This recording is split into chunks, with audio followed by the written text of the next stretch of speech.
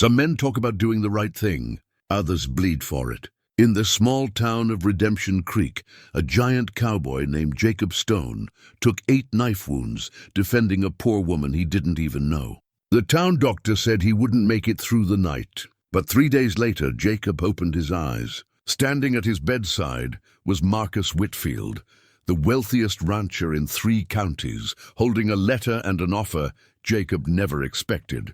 What would a rich man want from a beaten cowboy barely clinging to life? Before we continue, tell us where you're tuning in from. And if this story touches you, make sure you're subscribed, because tomorrow I've saved something extra special for you. 1 week before Jacob Stone took those 8 knife wounds, Redemption Creek was just another struggling frontier town trying to hold itself together. The kind of place where hope came in small measures and hardship was as common as dust on the wind. It sat in a valley between 2 ranges of hills, protected from the worst of the weather, but isolated enough that trouble could fester without much interference from territorial law. The town had seen better days. 20 years earlier, when silver was discovered in the nearby mountains, Redemption Creek had swelled with prospectors and merchants, saloons and supply stores. But the silver played out quicker than anyone expected, and most folks moved on to the next promise of easy fortune. What remained was a collection of weathered buildings, a few dozen stubborn families, and the quiet determination of people who had nowhere else to go. Jacob Stone had been one of those people for the past 3 years. He'd arrived on foot with nothing but the clothes on his back, a bedroll, and his father's worn leather belt with its hand-tooled crosses. The belt was the only thing of value he owned, and he wouldn't have parted with it for any price. His father, a circuit preacher who'd spent his life traveling from town to town, bringing comfort to frontier communities, had made it himself. During the winter, Jacob turned 10. Each cross represented a lesson about living right, protecting the weak, speaking truth, standing firm when others cowered, showing mercy when others showed cruelty. Jacob's father had died when the boy was 12, thrown from a horse while crossing a swollen river to reach a family in need. Jacob had watched from the bank, too small and too far away to help. The river had taken his father, but left the belt on the shore, as if the water itself knew some things were too sacred to claim. From that day forward, Jacob wore it always, a constant reminder of the man who'd taught him that character wasn't about what you said, but what you did when it cost you something. At 6 feet 7 inches tall and broad as a barn door, Jacob cut an imposing figure. But anyone who spent more than a minute with him recognized the gentle soul beneath the intimidating exterior. He worked odd jobs around Redemption Creek, fixing fences, hauling supplies, mucking stables, anything that needed doing. He lived in a tiny cabin at the edge of town, barely more than 4 walls and a roof, but it was his and he kept it clean. The work was honest, the pay was modest, and Jacob never asked for more than he'd earned. People in town respected him for his quiet strength and his unwillingness to engage in the petty conflicts that occupied so many others. When arguments broke out at the saloon, Jacob would simply finish his drink and leave. When men spoke poorly of others, he'd change the subject or walk away. He wasn't interested in gossip or grudges. He just wanted to do his work, keep to himself, and honor his father's memory by living the lessons that belt represented. But Jacob noticed things. He saw the injustices that others ignored or accepted as the way of the world. He saw when folks were struggling, when they were afraid, when they needed help but were too proud to ask. And though he kept to himself, his conscience wouldn't let him turn away when someone truly needed him. That's how he'd first noticed Sarah Coleman. She'd arrived in Redemption Creek about 2 years ago, a young widow trying to make a life from the ashes of tragedy. Her husband, Tom Coleman, had died in a mining accident just outside of town, crushed in a cave-in while working a claim everyone said was worthless. They'd been married only 3 years, and Sarah had been left with nothing but debts and memories. No family, no resources, no prospects, but Sarah had something more valuable than gold: dignity. She refused charity, refused pity, refused to let her circumstances define her. She'd found work as a seamstress, taking in mending and alterations, making curtains and tablecloths for the few families who could afford such things. Her prices were fair, her work was meticulous, and she never complained about her situation. She lived in a tiny room above the general store, barely large enough for a bed and a sewing table, but she kept it as neat as a pin. Jacob had first seen her on a Sunday morning, walking to the small church at the edge of town. She'd worn a simple dress, faded from too many washings, but clean and carefully pressed. Her dark hair was pulled back in a practical bun, and she carried herself with a quiet grace that spoke of inner strength. What caught Jacob's attention wasn't her appearance, though she was pretty in an understated way. It was the way she'd stopped on her way to church to give her breakfast biscuit to a street child, a boy no more than 7, whose parents had died of fever the previous winter. She'd knelt down to the boy's level, pressed the biscuit into his hands, and said something that made him smile. Then she'd continued to church as if she hadn't just given away what was likely her only meal that morning. Jacob had watched from across the street, and something in his chest had tightened. Here was someone who understood what his father had tried to teach him, that real goodness showed itself in small acts of sacrifice, in the moments when no one was watching and there was no reward to be gained. After that, Jacob found himself noticing Sarah more often, not in a romantic way, at least not at first, but with the recognition of a kindred spirit. He'd see her walking to the general store early in the morning to pick up fabric, or leaving the church on Sunday with her worn Bible tucked under her arm. He'd watch her interact with the other townspeople with patience and grace, even when they treated her with the casual dismissiveness that frontier society often showed to women without husbands or means. And he'd notice something else: the attention she was receiving from Clayton Moss and his gang of drifters. Moss had arrived in Redemption Creek about 6 months ago with 5 other men, all of them carrying the hard-eyed look of those who'd seen too much violence and developed a taste for it. They took day labor when they felt like it, spent their money at the saloon, and made themselves a nuisance to anyone they perceived as weak. The town sheriff, an aging man named Porter who was more politician than lawman, seemed content to let them be as long as they didn't cause too much trouble. But trouble was exactly what men like Moss carried with them. And it was only a matter of time before it spilled over onto someone who couldn't defend themselves. 3 days before the stabbing, Jacob had been leaving the livery stable after a day's work when he'd heard raised voices near the general store. He'd turned the corner to find Moss and 2 of his men surrounding Sarah on the wooden sidewalk. She'd been carrying a bundle of fabric, and Moss had been standing too close, saying something Jacob couldn't quite hear. But he could see Sarah's face, pale and tight with controlled fear, and he could see the way Moss's men were positioned to block her escape. Jacob had walked up without hurrying, his size and presence enough to shift the dynamic immediately. "Evening, Mrs. Coleman," he'd said, his voice calm and even. "I was heading your way if you'd like company walking home." Moss had turned, sized Jacob up, and apparently decided it wasn't worth the confrontation. Not yet anyway. He'd stepped back with a mocking smile and said, "Just being friendly with the lady, Stone. No need to play hero." "Wasn't playing anything," Jacob had replied. "Just offering to walk a neighbor home." The tension had hung in the air for a long moment before Moss had laughed, slapped one of his men on the shoulder, and walked away. Sarah had looked up at Jacob with gratitude and something else, surprise perhaps, that someone would stand up for her when she'd grown accustomed to being invisible or ignored. "Thank you," she'd said quietly. "You didn't have to do that." "Yes, ma'am, I did," Jacob had replied.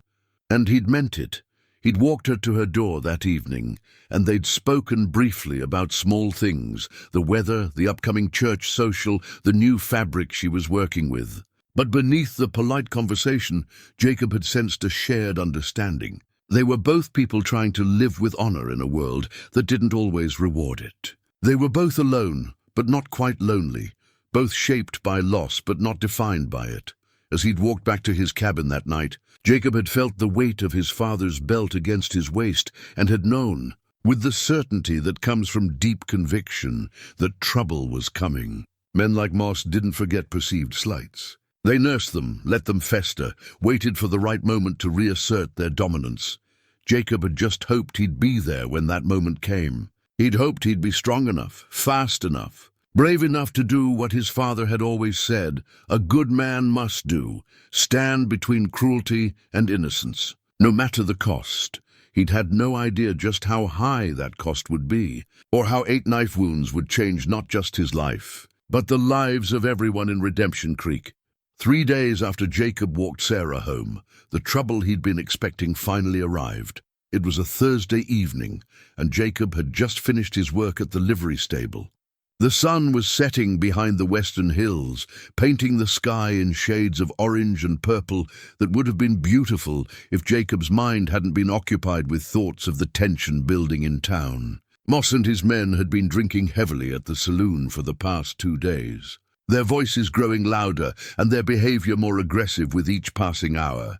Jacob had been washing his hands at the water trough behind the stable when he heard it.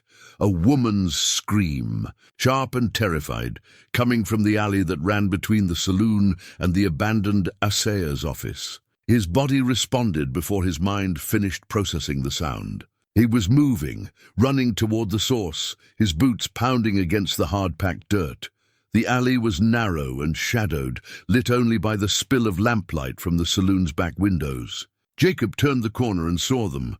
Clayton Moss and 3 of his men had Sarah backed against the wooden wall of the assayer's office. Her sewing basket was on the ground, its contents scattered in the dirt. One of her hands was pressed against the wall behind her, the other clutching something at her throat. "Just give it here, sweetheart," Moss was saying, his voice thick with whiskey and meanness. "That locket's worth more than anything you'll ever own. Consider it payment for wasting my time the other day." "It was my mother's," Sarah said, her voice shaking but firm. "It's all I have left of her. Please, I'll give you money. Don't want money," Moss interrupted.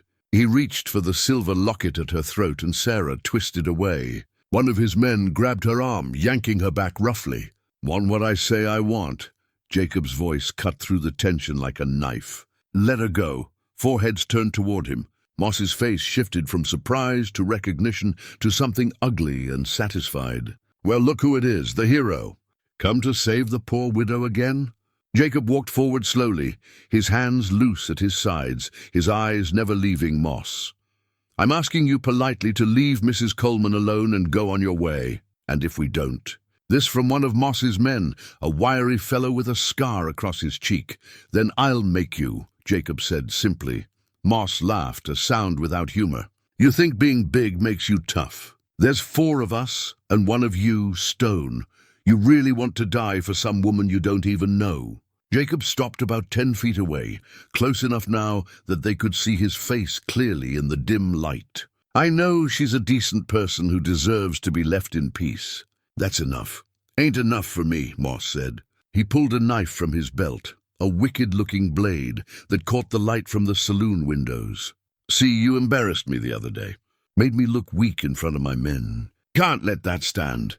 The other 3 men spread out slightly, forming a loose semicircle. 2 of them also produced knives. Jacob's mind calculated angles and distances, possibilities and probabilities. This wasn't going to end with words. It had probably never been going to end with words. Moss needed to prove something, and men like him only knew one language. "Mrs. Coleman," Jacob said, his voice calm and steady. "When I tell you, you run straight down this alley to the main street. Don't look back. Go straight to Doc Hartley's house. You understand?" "I can't leave you," Sarah whispered. "You can and you will," Jacob said. "That's how you help me." "By getting safe." Moss made his move, lunging forward with the knife aimed at Jacob's midsection. But for a man his size, Jacob moved with surprising speed. He sidestepped, caught Moss's wrist, and used the man's own momentum to send him stumbling past. The scarred man came next, slashing wildly. Jacob blocked the knife arm with his forearm, feeling the blade slice through his shirt and graze the skin. But he got inside the man's guard and drove his fist into the fellow's solar plexus. The man went down gasping. "Run!" Jacob shouted to Sarah. She hesitated for only a heartbeat, then gathered her skirts and ran. One of Moss's men moved to intercept her, but Jacob grabbed him by the collar and physically threw him against the wall. The man's head connected with the wood with a solid thunk, and he slid down, dazed. That left Moss and one other man, and now Jacob's back was to them. He turned, just as Moss's knife came up, felt the blade sink into his left shoulder, deep and burning. Jacob grabbed Moss's wrist before he could pull the knife free, but the fourth man came in from the side, his blade finding Jacob's ribs. Pain exploded through Jacob's body, white-hot and disorienting. He heard himself grunt, felt his grip on Moss weaken. The knife in his shoulder pulled free, and Moss stabbed again, this time catching Jacob high on the chest, just below the collarbone. Jacob staggered but didn't fall. Couldn't fall. If he went down, they'd kill him, and then they'd go after Sarah. His father's voice echoed in his memory. When you stand for something, boy, you stand until you can't stand anymore. And then you keep standing anyway. Jacob positioned himself in the mouth of the alley, blocking the path Sarah had taken. His blood was flowing freely now, warm and slick, but he set his feet and raised his fists. "You want through," he said, his voice rough with pain. "You go through me." Moss's face twisted with rage. "You stupid fool. You're dying for nothing?" "Not nothing," Jacob said. "For something that matters." They came at him together, both with knives. Jacob tried to block, tried to fight, but his left arm wasn't responding properly anymore, and his vision was starting to blur at the edges. He felt the blade enter his side, then his leg, then his other arm. He counted them in his head like a strange, distant litany. 3, 4, 5, 6. He was on his knees now, but still blocking the alley. Moss kicked him in the chest, and Jacob fell backward. The world tilted sideways, and the orange sky swam above him. He heard voices, shouts, the sound of running feet. Someone was screaming, but it seemed very far away. 7. The knife in his abdomen. 8. The knife across his forearm as he raised it one last time in a futile attempt to defend himself. Then there were more voices. Closer now. Townspeople, drawn by Sarah's screams and the commotion. Moss swore, said something about getting out of here. Jacob heard boots running away, the sound fading into the distance. Hands touched him, gentle and urgent. Doc Hartley's voice, "Sweet Lord, get me bandages." "Someone bring my bag." Then Sarah's voice, choked with tears, "Please don't die, please." "You can't die." Jacob wanted to tell her it was all right, that he'd do it again, that some things were worth bleeding for. But his mouth wouldn't form the words. The orange sky was darkening to purple, then to black. He felt himself being lifted, carried, jostled in ways that sent fresh waves of agony through his body. Doc Hartley's voice again, grim and certain. "He's lost too much blood. He won't make it through the night," Sarah's sob. "This is my fault. He was protecting me." Another voice, older, weathered. "He was being a good man." "That ain't nobody's fault but his own choosing." The darkness was complete now, warm and heavy like a blanket. Jacob's last conscious thought was of his father's belt, still cinched around his waist, the crosses pressed against his skin. He hoped he'd made his father proud, hoped he'd stood long enough, strong enough, hoped Sarah had gotten away safe. Then there was nothing but the dark and the distant sound of voices calling him back from wherever he was going. He didn't know if he'd answer, didn't know if he had the strength. But somewhere in that darkness, he thought he heard his father's voice, telling him the same thing he'd always said. "When you fall, boy, you get back up. Always get back up." Jacob wasn't sure he could. But for his father's memory, for Sarah, for the man he'd tried to be all his life, he would try. In his cabin, surrounded by people who thought they were watching him die, Jacob Stone's heart kept beating. Slow, irregular, weak, but beating. 8 wounds that should have killed him, 8 reasons he should have surrendered to the darkness. But surrender had never been in his nature. And somewhere in the place between life and death, Jacob decided he wasn't ready to go. Not yet. Not when there were still people who needed someone to stand for them. Not when standing was the only thing that had ever truly mattered. The first day after the stabbing, Jacob Stone existed somewhere between the world of the living and whatever lay beyond. His body, stretched out on his narrow bed in the tiny cabin, looked more like a corpse than a man. His skin had gone the color of old parchment, and his breathing came in shallow, ragged gasps that seemed to take monumental effort. Doc Hartley had worked through the night, stitching and bandaging, doing everything his 40 years of frontier medicine had taught him. But as dawn broke over Redemption Creek, he'd sat back in the chair beside Jacob's bed and shaken his head. "I've done all I can," he'd told the small group gathered in the cabin. "The rest is up to the Lord and whatever fight's left in him." Sarah Coleman hadn't left the cabin since they'd brought Jacob in. She sat in a straight-back chair pulled close to the bed, a damp cloth in her hands that she used to wipe Jacob's fevered brow. Her eyes were red from crying, her dress rumpled and stained with blood, but she refused every suggestion that she go home and rest. "This is my fault," she'd said more than once. "He did this for me. The least I can do is be here." Doc Hartley had tried to argue, but there was a steel in Sarah's voice that brooked no disagreement. So he'd left her there with instructions to call for him if anything changed. Though they both knew what anything changed really meant. If Jacob stopped breathing, the town women came in shifts, bringing food and fresh water, clean cloths and whispered prayers. Mrs. Henderson from the general store brought soup that Sarah couldn't eat. Maria Gonzalez, who ran the boarding house, brought fresh bandages she'd boiled and dried. Even old Mrs. Pritchard, who rarely left her house anymore, sent her grandson with a jar of honey and herbs she swore would help with the fever. But as the day wore on and Jacob showed no signs of improvement, the visitors became fewer. People began preparing themselves for the inevitable. By evening, Doc Hartley had stopped by again, checked Jacob's pulse and breathing, and updated his medical journal with notes that read more like a death watch than a treatment record. "I've seen men survive terrible wounds," he told Sarah quietly, "but not like this. Not 8 deep punctures, not with this much blood loss. I don't know how his heart's still beating."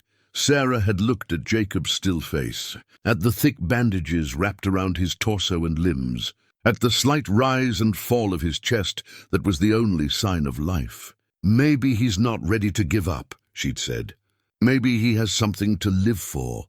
Doc Hartley had patted her shoulder gently. "Maybe so, Mrs. Coleman, maybe so." As night fell and the cabin grew quiet, Sarah found herself talking to Jacob. It felt foolish at first, speaking to an unconscious man who probably couldn't hear her, but the silence was unbearable, and the words came easier than she'd expected. "I don't even know you," she said softly, her voice barely above a whisper. "I mean, I know who you are. Everyone in town knows Jacob Stone, the gentle giant who keeps to himself and works harder than any 3 men combined. But I don't know your story.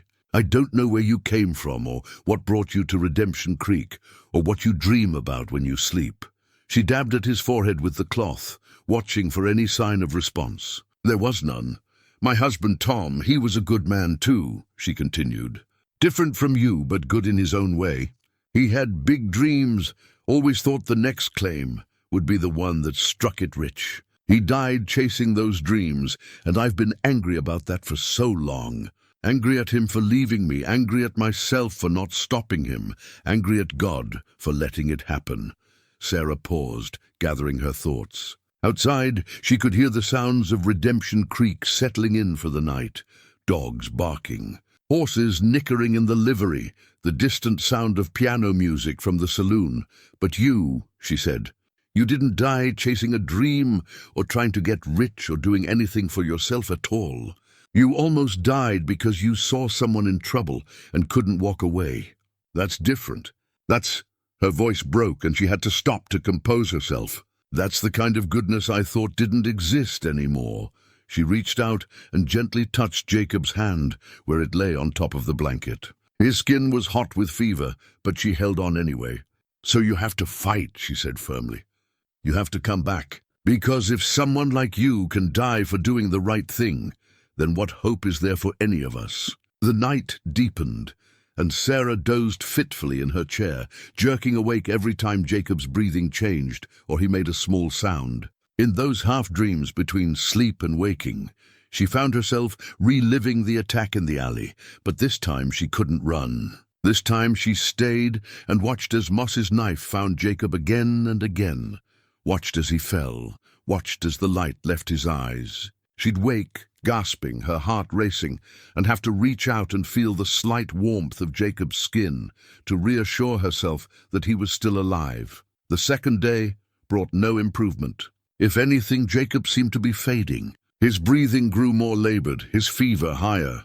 Doc Hartley came twice, changed the bandages, and found that several of the wounds were showing signs of infection, despite his best efforts. "I'm sorry, Mrs. Coleman," he said. "I've done everything I know to do. The wounds are just too severe, and his body's been through too much. It's a miracle he's lasted this long."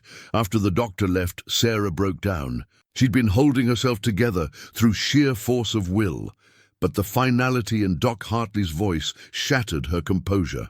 She wept into her hands, great racking sobs that seemed to come from somewhere deep inside her soul. She cried for Jacob, for the waste of a good man's life. She cried for herself, for the guilt that would haunt her forever. She cried for the world, for all its cruelty and indifference. When the tears finally subsided, she felt hollowed out and exhausted. She looked at Jacob's pale face and made a decision. If he was going to die, and it seemed inevitable now, then she would make sure he didn't die alone and in silence.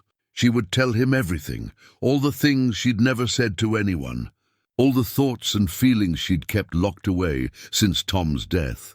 "I've been so alone," she began, her voice hoarse from crying. "After Tom died, people were kind at first. They brought food, offered sympathy, told me they'd help if I needed anything. But kindness fades, you know. After a few weeks, I was just the poor widow everyone pitied, but nobody actually wanted to deal with. I became invisible." She refreshed the cloth on his forehead, her movements automatic now. "I told myself I didn't need anyone, that I could make it on my own.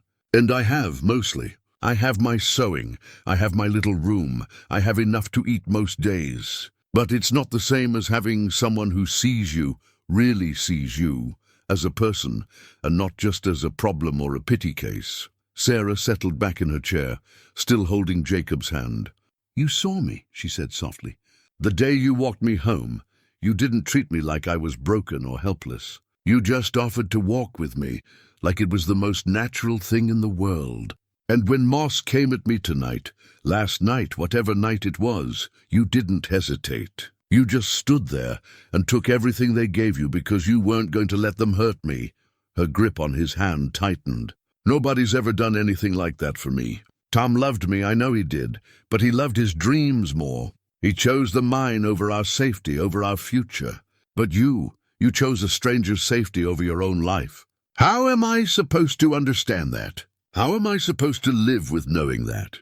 The words kept coming, a flood of confession and gratitude and grief. Sarah told him about her childhood in Ohio, about meeting Tom at a church social, about their decision to head west in search of fortune. She told him about Tom's death, about the mine collapse, about seeing his broken body pulled from the rubble. She told him about the long, lonely months that followed, about learning to sew to survive, about the constant fear that she'd end up destitute or worse. And she told him about the moment in the alley when she'd realized she wasn't alone anymore, when she'd seen this giant of a man step between her and violence without a moment's hesitation. "You reminded me," she said, "that there's still good in this world, that not everyone is out for themselves, that some people still believe in something more than just survival." As dawn broke on the third day, Sarah was still talking, her voice raw and weary. She'd long since run out of grand statements and profound observations. Now she was just talking to fill the silence, telling him about the weather, about the birds she could hear outside, about the way the morning light was starting to creep through the cabin's single window. "It's going to be a beautiful day," she said. "The kind of day Tom used to love, when the air is clear and you can see all the way to the mountains. He'd say days like this were made for starting over, for believing in second chances." She paused, looking at Jacob's still face. "I wish you could see it. I wish." His eyes opened. It happened so suddenly that Sarah almost missed it. One moment he was unconscious. The next, his eyes were open, unfocused and confused, but definitely open. She gasped, jumped to her feet, nearly knocked over the chair in her haste. "Jacob," she whispered, hardly daring to believe it. "Can you hear me?" His lips moved, but no sound came out. His throat was too dry, his voice too weak. Sarah grabbed the cup of water she'd kept by the bedside and carefully lifted his head, bringing the cup to his lips. He managed a few small sips before falling back against the pillow, exhausted by even that small effort. "Don't try to talk," Sarah said, her hands shaking as she set the cup down. "Just rest. You're safe. You're going to be all right." She was crying again, but this time they were tears of relief and joy. "I have to get Doc Hartley. Don't you dare close those eyes again. Do you hear me?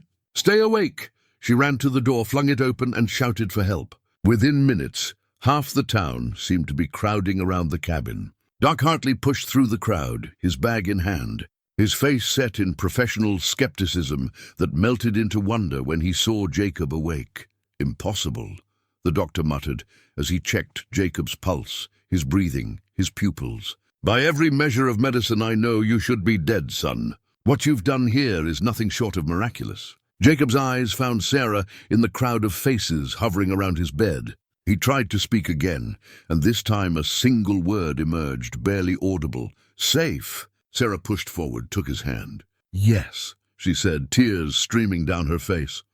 "I'm safe. Thanks to you, I'm safe." Jacob's eyes closed again, but this time it was the peaceful sleep of healing rather than the desperate unconsciousness of a dying man. His breathing steadied, his color already looking better than it had in 3 days. Doc Hartley stood back, shaking his head in amazement. "I've been practicing medicine for 40 years, he said to the assembled crowd. "I've seen men survive things they shouldn't have, and I've seen men die from wounds that should have been minor. But I've never seen anything like this." Sarah barely heard him. She was still holding Jacob's hand, watching the gentle rise and fall of his chest, thanking God and fate and whatever else had brought him back from the edge of death. And in that moment, she made another promise, this one to herself. If this man had been willing to die for her, then she would make sure his sacrifice meant something. She would make sure his life, however long or short it turned out to be, was one worth living. She didn't know, couldn't have known, that at that very moment, a wealthy rancher was saddling his horse 2 days' ride away, preparing to make a journey that would change all their lives forever. It was just past noon on the 3rd day when the knock came at Jacob's cabin door. Sarah had been dozing in her chair, exhausted from 3 days of constant vigil, when the sharp rap on wood jolted her awake. Jacob was sleeping peacefully, his breathing steady and his color slowly returning to normal. Doc Hartley had left an hour earlier, with instructions to let Jacob rest and to call if his condition changed. Sarah stood, smoothed her rumpled dress, and went to the door. When she opened it, she found herself face to face with a man she'd never seen before. Though his bearing and dress immediately marked him as someone of importance, he was perhaps 60 years old, with silver hair and a weathered face that spoke of years spent outdoors. But unlike most men who worked the land, this man wore fine clothes, a black coat tailored to fit, a white shirt with a proper collar, and boots that showed quality craftsmanship. He held a wide-brimmed hat in his hands and regarded Sarah with kind, intelligent eyes. "Mrs. Coleman?" he asked, his voice cultured but not pretentious. "Yes," Sarah said, confused. "I'm sorry, do I know you?" "No, ma'am, you don't. My name is Marcus Whitfield. I own a ranch about 2 days' ride from here."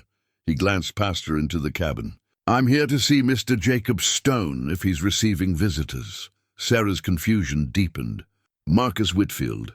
She'd heard the name, of course. Everyone in the territory had heard of the Whitfield Ranch, one of the largest and most successful operations in 3 counties. But what would a man like that want with Jacob? "Mr. Stone is resting," she said carefully.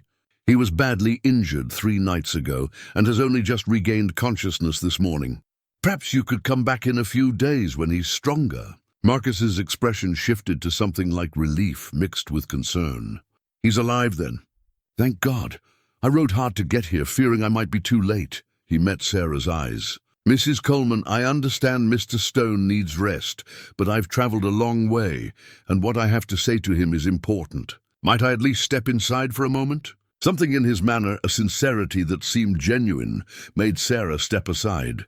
"Please, come in. But he's very weak. If he shows any signs of distress, I'll have to ask you to leave." "Of course," Marcus said, stepping into the small cabin. His eyes took in the modest surroundings, the bandages and medicine bottles on the table, and finally Jacob himself, lying pale and still on the narrow bed. Marcus's jaw tightened. "Dear Lord, they told me in town he'd taken 8 knife wounds, but seeing it—" He stopped, composed himself. "How bad is it?"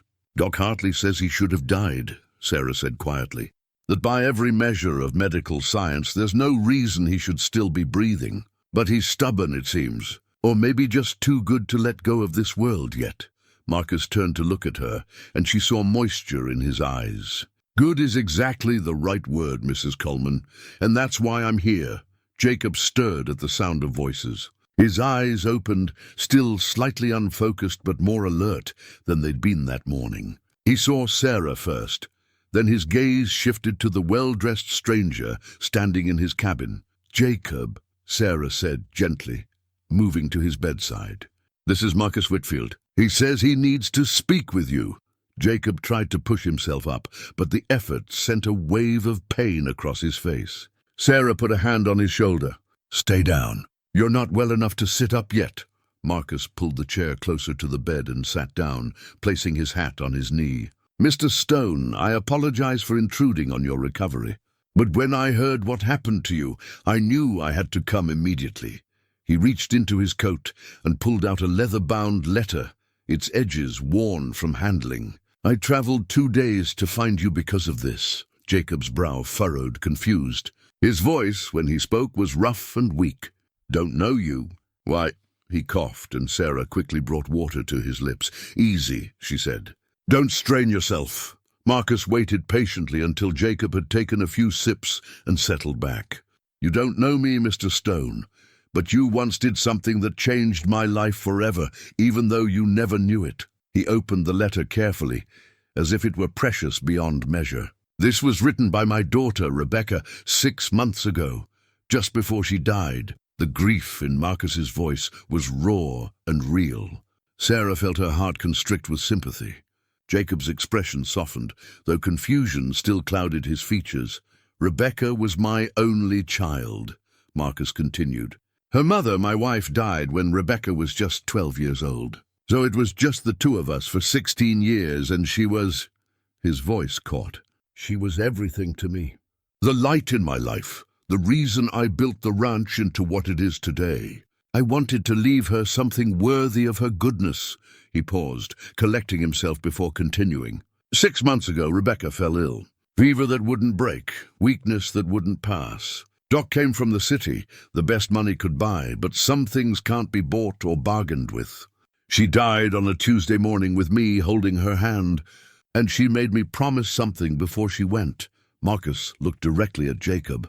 "She made me promise to find a man who'd saved her life 7 years ago. A stranger who intervened when 3 men attacked her in Santa Fe. A man who took a beating to protect her, then disappeared before she could even thank him properly." Sarah saw recognition flicker across Jacob's face. His lips parted slightly in surprise. "You remember," Marcus said, not a question, but a statement. "Rebecca described you in her letter. She said you were the tallest man she'd ever seen, gentle-faced but strong, and that you moved to help her without a moment's hesitation when you saw she was in danger. She said one of the attackers had a knife, that you took several blows meant for her, and that by the time help arrived, the men had fled and you were bleeding in the street." Jacob closed his eyes, and Sarah could see him remembering. When he opened them again, his voice was barely a whisper. "I didn't know who she was. Just saw someone in trouble." "I know," Marcus said gently. "That's what Rebecca wrote. She said you refused to let anyone call a doctor, that you just asked if she was all right, and when she said yes, you walked away. She tried to find you the next day to thank you properly, but you'd already left town. She never forgot you, Mr. Stone. She told me that story at least a dozen times over the years. Said you proved to her that real goodness still existed in the world." Marcus's hands trembled slightly as he held the letter. "In her final days, When she knew she wouldn't recover, she wrote this. She asked me to find you, to thank you on her behalf, and to do something to honor what you'd done for her. He looked at Jacob with an intensity that filled the small cabin. You gave me 7 more years with my daughter. 7 years I wouldn't have had if you hadn't stepped in that day. There is no amount of money that can repay that debt. But Rebecca had very specific wishes about how I should try. He pulled several folded documents from inside his coat and set them on the small table beside Jacob's bed. She asked me to offer you a partnership in the ranch. Full partnership, Mr. Stone, not just employment. Equal share in the profits, equal say in the operation, a home for as long as you want one. Sarah gasped. Jacob stared at Marcus as if he'd spoken a foreign language. That's not all, Marcus continued. Rebecca's letter also mentioned Mrs. Coleman, though not by name. She wrote that when I found you, I should look around and see who you were protecting. Because, and these are her exact words, a man who stands for strangers will surely be standing for someone who needs him. She asked that I extend the same offer of protection and support to whoever that might be. He turned to Sarah. I understand you're a widow. Mrs. Coleman's struggling to make your way. My household could use someone with your skills. Rebecca had a seamstress at the ranch, but she left last month to join family in California. The position is yours if you want it, with fair wages and a room in the main house. Sarah couldn't speak. The offer was so far beyond anything she'd imagined that she couldn't process it. She looked at Jacob and saw her own shock reflected in his face. Why, Jacob managed to say, the single word taking obvious effort. Marcus smiled sadly. Because my daughter believed in rewarding goodness, and I believe in honoring my daughter's final wishes. Because when I heard what you did here in Redemption Creek, taking 8 knife wounds to protect a woman you barely knew, I knew I'd found the right man. Rebecca would have said, you were doing the same thing again, being the same person you were 7 years ago. That's rare, Mr. Stone. That kind of consistency, that kind of character. He stood, leaving the documents on the table. I don't expect an answer today. You need to heal, and this is a lot to take in. But I'm staying at the boarding house in town for the next 2 days.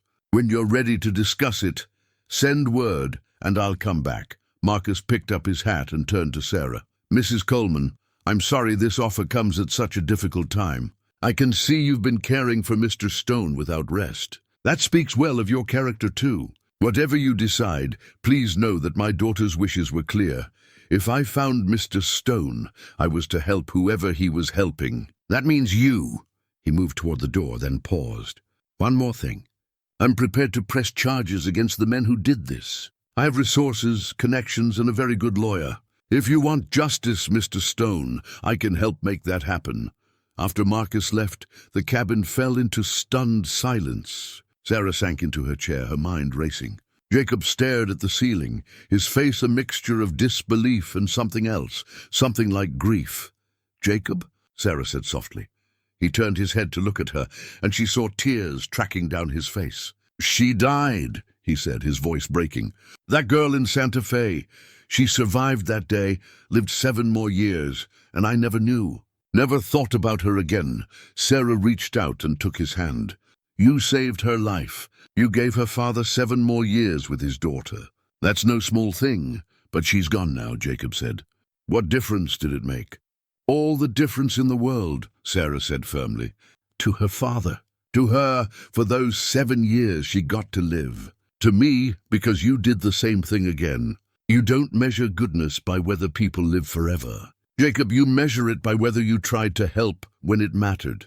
Jacob closed his eyes, exhausted by the conversation and the shock of Marcus's visit. Sarah sat quietly, still holding his hand, both of them processing what had just happened. On the table beside the bed, the letter and documents sat waiting. In them lay the potential for a completely different life, a future neither of them had imagined possible just an hour ago. But first, Jacob had to heal, and then they had to decide if they were brave enough to accept a gift that seemed too generous to be real. Outside, the sun moved slowly across the sky, and Redemption Creek continued its daily rhythms. unaware that the lives of two of its residents had just been forever altered. 3 weeks passed at the Whitfield ranch, and Sarah began to feel something she hadn't felt in years: peace. The ranch operated like a well-oiled machine, with everyone knowing their role and performing it with pride. Maria ran the household with gentle efficiency. The ranch hands worked from dawn to dusk, with Marcus and Jacob overseeing operations, and Sarah settled into her duties as seamstress with gratitude. Her room had become a true sanctuary. She'd set up her sewing table by the window where the light was best, and spent her days mending work shirts, reinforcing saddle blankets, and creating new curtains for the bunkhouse. The work was steady, the pay was fair, and for the first time since Tom's death, Sarah could save money instead of spending every penny on survival. Jacob was healing faster than Doc Hartley had predicted, though he still moved carefully and tired easily. He spent his days learning the ranch operation from Marcus, riding the property lines, meeting with cattle buyers, and studying the account books. The ranch hands had accepted him quickly, respecting his quiet competence and his willingness to work despite his injuries. Dutch in particular had taken a liking to him, often spending evenings on Jacob's cabin porch, teaching him the finer points of ranch management. Sarah and Jacob saw each other at meals in the main house, where Marcus insisted they both eat rather than taking food in their separate quarters. Their conversations were polite and careful, both of them navigating the strange new relationship they found themselves in. They were no longer just victim and rescuer, no longer bound only by trauma and gratitude. But they hadn't yet figured out what they were becoming to each other. On a Tuesday afternoon in the 3rd week, Marcus called Jacob to his study. The room was lined with books and ledgers, the walls decorated with maps, and a portrait of a young woman Sarah recognized as Rebecca. Marcus sat behind a large oak desk, papers spread before him, a troubled expression on his face. "Close the door," Marcus said, as Jacob entered. "I need to show you something." Jacob complied and took the seat across from the desk. His shoulder still bothered him in damp weather, and his side ached when he bent wrong. But overall, he felt stronger than he had since the stabbing. Marcus pulled out a sealed envelope from a locked drawer. The envelope was marked with initials, SC. "I've been going through Rebecca's final papers," Marcus said slowly, "handling her estate, making sure her wishes are properly executed. Yesterday I found this in her personal safe, along with some other documents she'd kept separate from the main estate files." He slid the envelope across the desk to Jacob. "It's addressed to SC, which I believe stands for Sarah Coleman." Jacob frowned. "But Rebecca never met Sarah. How could she have a letter for her?" "That's what I thought too," Marcus said, "until I opened it and read what's inside." He pulled out several more documents from the drawer. "Before you read the letter, you need to see these." The first document was a property deed, dated 4 months earlier. It showed that Rebecca Whitfield had purchased a mining claim outside Redemption Creek, specifically the claim that had belonged to Tom Coleman before his death. The price listed was modest, paid in cash through a lawyer in the territorial capital. The second document was a mining survey, dated 2 months earlier. Professional letterhead, detailed geological analysis, core samples, projected yields. Jacob skimmed it, not understanding all the technical language, but understanding the conclusion clearly enough. Significant silver deposit. Commercially viable, estimated value substantial. "I don't understand," Jacob said. "Why would Rebecca buy Tom Coleman's claim? And why would she have it surveyed?" "Keep reading," Marcus said quietly. The third document was a letter of instruction to the surveyor, written in Rebecca's hand. Jacob read it slowly. "Please conduct a thorough survey of the Coleman mining claim. I have reason to believe Mr. Coleman abandoned the claim within feet of a significant find. If the survey confirms valuable deposits, I wish to transfer ownership of the claim to his widow, Mrs. Sarah Coleman, along with funds sufficient to begin proper mining operations. She deserves the chance her husband died chasing." Jacob looked up at Marcus, stunned. "She was going to give it to Sarah." "Yes," Marcus said. Rebecca heard about a widow in Redemption Creek struggling to survive, decided to investigate, and discovered that Sarah's husband had died in a worthless mine that turned out not to be worthless at all. She bought the claim and had it properly surveyed, intending to give Sarah the chance at the life Tom had dreamed of, but she died before she could, Jacob said, the pieces falling into place. Exactly, Marcus confirmed. This envelope, with the deed and the transfer papers, they were meant to be delivered to Sarah, but Rebecca's illness progressed faster than anyone expected, and she never got the chance to complete the transfer. He leaned back in his chair, looking older suddenly. When I found you, when I brought you both here, I thought I was fulfilling Rebecca's wishes by offering employment and security. I had no idea she'd planned something far more substantial for Mrs. Coleman specifically. Jacob carefully opened the sealed envelope and read the letter inside. Rebecca's handwriting was shaky, written in the final weeks of her life. Dear Mrs. Coleman, though we have never met, I feel I know you through the stories I have heard. You are a widow, alone and struggling, and I am a woman facing death. Perhaps that gives us something in common. We both know what it is to lose everything and fight to keep living anyway. I have purchased your late husband's mining claim and had it properly surveyed. I'm sorry to tell you that he died mere feet from a substantial silver deposit. The injustice of this breaks my heart. He worked so hard, believed so faithfully, and never knew how close he came to success. I cannot give him back to you. I cannot undo his death or erase your suffering. But I can give you what he died seeking, the chance at prosperity, at security, at a future free from fear and want. The claim is yours, along with funds to hire proper miners and equipment. What you do with it is your choice.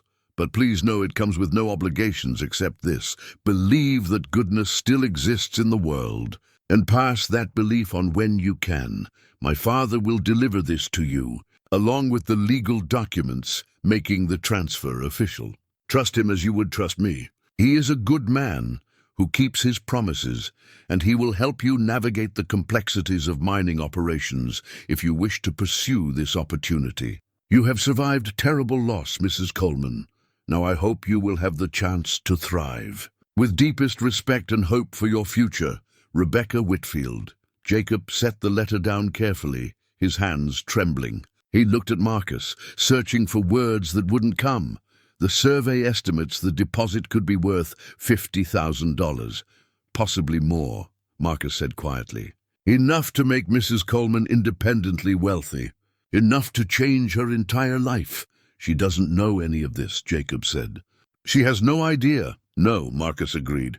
I didn't tell her when you both arrived, because I wanted to verify everything first, make sure the survey was legitimate, make sure the legal transfer could be completed without complications. I've spent the past 3 weeks consulting with lawyers and mining engineers. Everything checks out. The claim is real, the silver is real, and Rebecca's purchase was completely legal. All that remains is transferring ownership to Mrs. Coleman and explaining what she now possesses. Jacob stood and walked to the window, looking out over the ranch. Somewhere out there, Sarah was working in her room, mending shirts, thinking she was a paid employee grateful for steady work. She had no idea that she was about to become a wealthy woman, that her dead husband's dream had been real all along, that Tom Coleman had died 3 feet from the fortune he'd been chasing. How do we tell her? Jacob asked. Carefully, Marcus said. This is going to be overwhelming. Learning that Tom was right about the silver, that he died so close to success, that's going to hurt. But we need to tell her soon. There are decisions to be made about the mine, and legally, she's the owner now. Jacob turned back to face Marcus. There's something else. If Sarah owns a valuable mine, if word gets out about this, Clayton Moss will hear about it. Marcus finished grimly. Yes, I've thought of that too. He was already fixated on Sarah, probably because she was vulnerable and alone. If he learns she's suddenly wealthy, he'll come after her with even more determination, either to force her to marry him or to somehow steal the claim, or simply out of spite. We need to secure the mine immediately, Jacob said. Guards, proper legal documentation filed in multiple locations. Maybe even move Sarah somewhere safer until Moss is caught or killed, Marcus said bluntly. Yes, I've already sent word to the territorial marshal offering a substantial reward for Moss's capture. I've also hired private security for the mine itself. But Sarah needs to know about all of this. She needs to be part of these decisions. Jacob nodded. Should we tell her together? I think that would be best, Marcus said. This afternoon, after the noon meal. Give her time to process it without feeling like she needs to immediately make decisions. He gathered the documents carefully. Jacob, before we do this, I need to ask you something. How do you feel about Mrs. Coleman?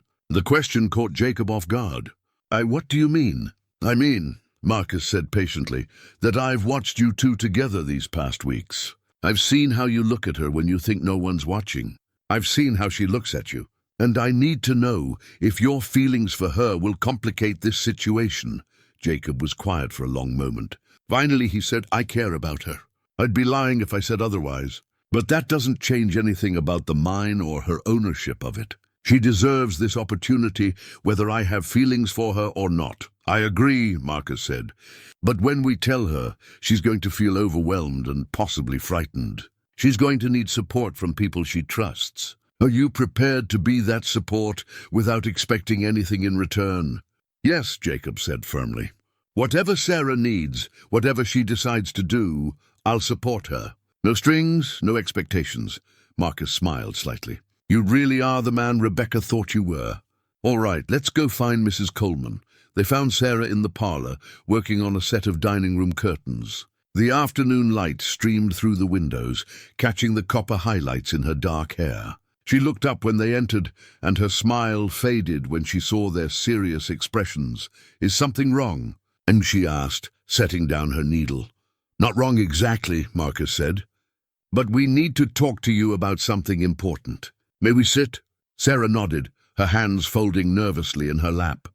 Jacob and Marcus took seats across from her, and Marcus laid out the documents on the low table between them. Mrs. Coleman, Sarah, what I'm about to tell you is going to be difficult to hear, Marcus began. But it's also going to offer you opportunities you never imagined. I need you to listen carefully and know that everything I say is absolutely true and legally verified. Sarah's face had gone pale. You're frightening me. I'm sorry, Marcus said gently. That's not my intention, he picked up the deed. 4 months ago, my daughter Rebecca purchased your late husband's mining claim, the one where he died. She did it quietly through a lawyer, and she had it professionally surveyed. He handed her the survey report. Sarah took it with shaking hands, her eyes scanning the technical language, clearly not understanding most of it. What does this mean? Oh, she whispered. It means Tom was right, Jacob said softly. There was silver in that mine. He was 3 feet away from a significant deposit when the cave-in happened. 3 feet, Sarah. The survey confirms it. Sarah's face crumpled. She pressed her hand to her mouth, tears streaming down her cheeks. 3 feet, she repeated. He died 3 feet away from everything he'd been working for.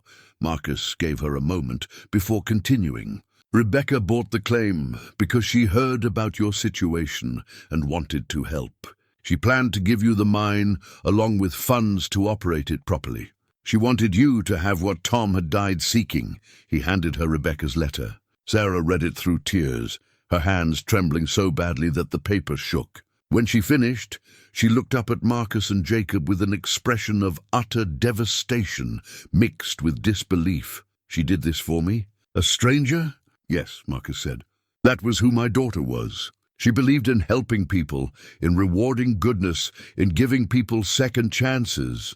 He pulled out the transfer papers. These documents make you the legal owner of the claim, Sarah. It's yours. The mine, the silver, all of it. How much? Sarah asked, her voice barely audible. How much silver?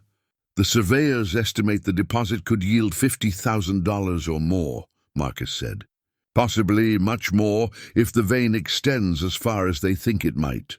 You're a wealthy woman, Sarah, or you will be once proper mining operations begin. Sarah stood abruptly and walked to the window, her back to them. Her shoulders shook with silent sobs. Jacob wanted to go to her, to comfort her, but he stayed seated, giving her space to process. "Tom died for nothing," she finally said, her voice thick with grief. "He was right there. If he'd dug just a little further, if he'd had better equipment, if he'd—" She stopped, unable to continue. "He didn't die for nothing," Jacob said firmly. "He died trying to provide for you, trying to build a future. That means something. And now you have the chance to see that future realized, to do something meaningful with what he found." Sarah turned to face them. "What am I supposed to do with a silver mine? I don't know anything about mining or business or—" She gestured helplessly. "I'm a seamstress. I sew curtains and men's shirts. How am I supposed to run a mining operation?" "You hire people who do know," Marcus said practically. "Mining engineers, supervisors, security. I can help you find trustworthy people. And the mine can also employ men from Redemption Creek, give them work, help the whole community prosper. You don't have to do this alone, Sarah, but it changes everything," Sarah said, new tears falling. "I came here as an employee, grateful for a job and a safe place to live. Now I'm, wealthy? It doesn't feel real. It feels like a dream I'm going to wake up from." "It's real," Jacob assured her. "The documents are legal. The survey is accurate. The silver is there. This is real, Sarah." She sank back into her chair, looking between them. "Why are you both looking so worried? This should be good news, shouldn't it?" Marcus and Jacob exchanged glances. Marcus spoke carefully. "It is good news, but it also complicates your safety situation. Glayton Moss was already targeting you because you were vulnerable and alone. If he learns you now own a valuable mine, he'll come after me even harder," Sarah finished, understanding dawning. "He'll want the mine, or want to force me into giving it to him, or—" She wrapped her arms around herself. "I can't win, can I? When I had nothing, I was a target because I was weak. Now that I have something, I'm a target because I have something worth stealing. That's why we need to take precautions," Marcus said. "I've already hired guards for the mine site itself, but we also need to file the ownership documents in multiple locations, make it impossible for anyone to challenge your claim or forge a transfer. And we need to be honest with you. Until Moss is caught, you're in danger." Sarah laughed, but there was no humor in it. "I've been in danger since Tom died. At least now I have resources to defend myself." She wiped her eyes and straightened her shoulders. "All right, tell me what needs to be done. Tell me how to protect this claim and start making it productive. If Rebecca gave this to me, if Tom died finding it, then I owe it to both of them to make something good come from it." Jacob felt a surge of admiration for her strength. 3 weeks ago, she'd been a frightened widow watching him nearly die. Now she was facing down danger and making plans to build an empire. She was extraordinary. They spent the next 2 hours discussing logistics. Marcus explained the legal processes for filing claims, the costs of hiring mining crews, the expected timeline for beginning operations. He offered to advance funds for equipment and labor to be repaid from the mine's first yields. Sarah listened carefully, asked intelligent questions, and began to see the shape of what this could become. "I want to name it the Rebecca Tom Mine," she said suddenly. "After both of them. They're the reason this opportunity exists." "I think my daughter would have liked that," Marcus said, his voice thick with emotion. As the sun began to set, they concluded their discussion with a plan. Tomorrow, Jacob and Dutch would ride to the county seat to file the documents officially. Marcus would begin interviewing mining supervisors and engineers. Sarah would write to the women she'd known in Redemption Creek, offering employment to their husbands and sons in the new mining operation. "One more thing," Jacob said, as they prepared to leave the parlor. "Sarah, I want you to know that this doesn't change anything between us. You're not obligated to me because I helped you that night. This mine, this wealth, it's yours. You don't owe me anything." Sarah looked at him for a long moment, her eyes still red from crying but clear and direct. "Jacob Stone, you took 8 knife wounds for me. You almost died protecting me. You've supported me through all of this without asking for anything in return. I know I don't owe you. That's not what's between us. What's between us?" She paused, choosing her words carefully. "What's between us is respect and gratitude and something else I'm not quite ready to name. But it's real and it matters, and it has nothing to do with obligation. Jacob felt warmth spread through his chest. He wanted to say more, wanted to cross the room and take her hand, wanted to tell her that what he felt went far beyond protection or duty. But not now. Not when she was overwhelmed and vulnerable and processing news that had shaken her world. "Thank you," he said simply, "for saying that." After Jacob left, Sarah sat alone in the darkening parlor, the documents spread before her. She touched the deed with Tom's name on it, then Rebecca's letter, then the survey showing that her husband had been right all along. 3 feet. Tom had died 3 feet from vindication, from success, from everything he'd dreamed of. The injustice of it made her want to scream. But Rebecca had found it, had bought it, had planned to give it to her as an act of pure generosity from one woman to another. And now Sarah had choices she'd never imagined. Wealth, security, independence, the power to help others, to employ people from Redemption Creek, to honor both Tom's memory and Rebecca's gift by building something meaningful. But also danger. Moss was still out there, still hunting, still dangerous. And now she had something he would want desperately enough to kill for. Sarah gathered the documents and carried them to her room. She locked them in the small trunk where she kept her few valuables, then sat on her bed and allowed herself to imagine the future. A mine named for the 2 people whose deaths had led to this moment. Jobs for struggling families, security for herself, and maybe, just maybe, the chance to explore what was growing between her and a gentle giant who'd been willing to die for her. Tomorrow would bring challenges and decisions and dangers. But tonight, for the first time in 2 years, Sarah Coleman went to sleep feeling like the world held possibilities instead of just threats. And that, she thought, was worth celebrating, even if only in the quiet of her own heart. The rider came hard and fast just after midnight, his horse's hooves pounding against the packed earth of the ranch road. The sound woke Dutch, who'd been sleeping light in the bunkhouse. And within minutes the entire ranch was alert and armed. Jacob emerged from his cabin, still pulling on his shirt, his right hand already gripping his rifle. Marcus appeared on the main house porch, lamp in hand, just as the rider pulled up in a spray of dust.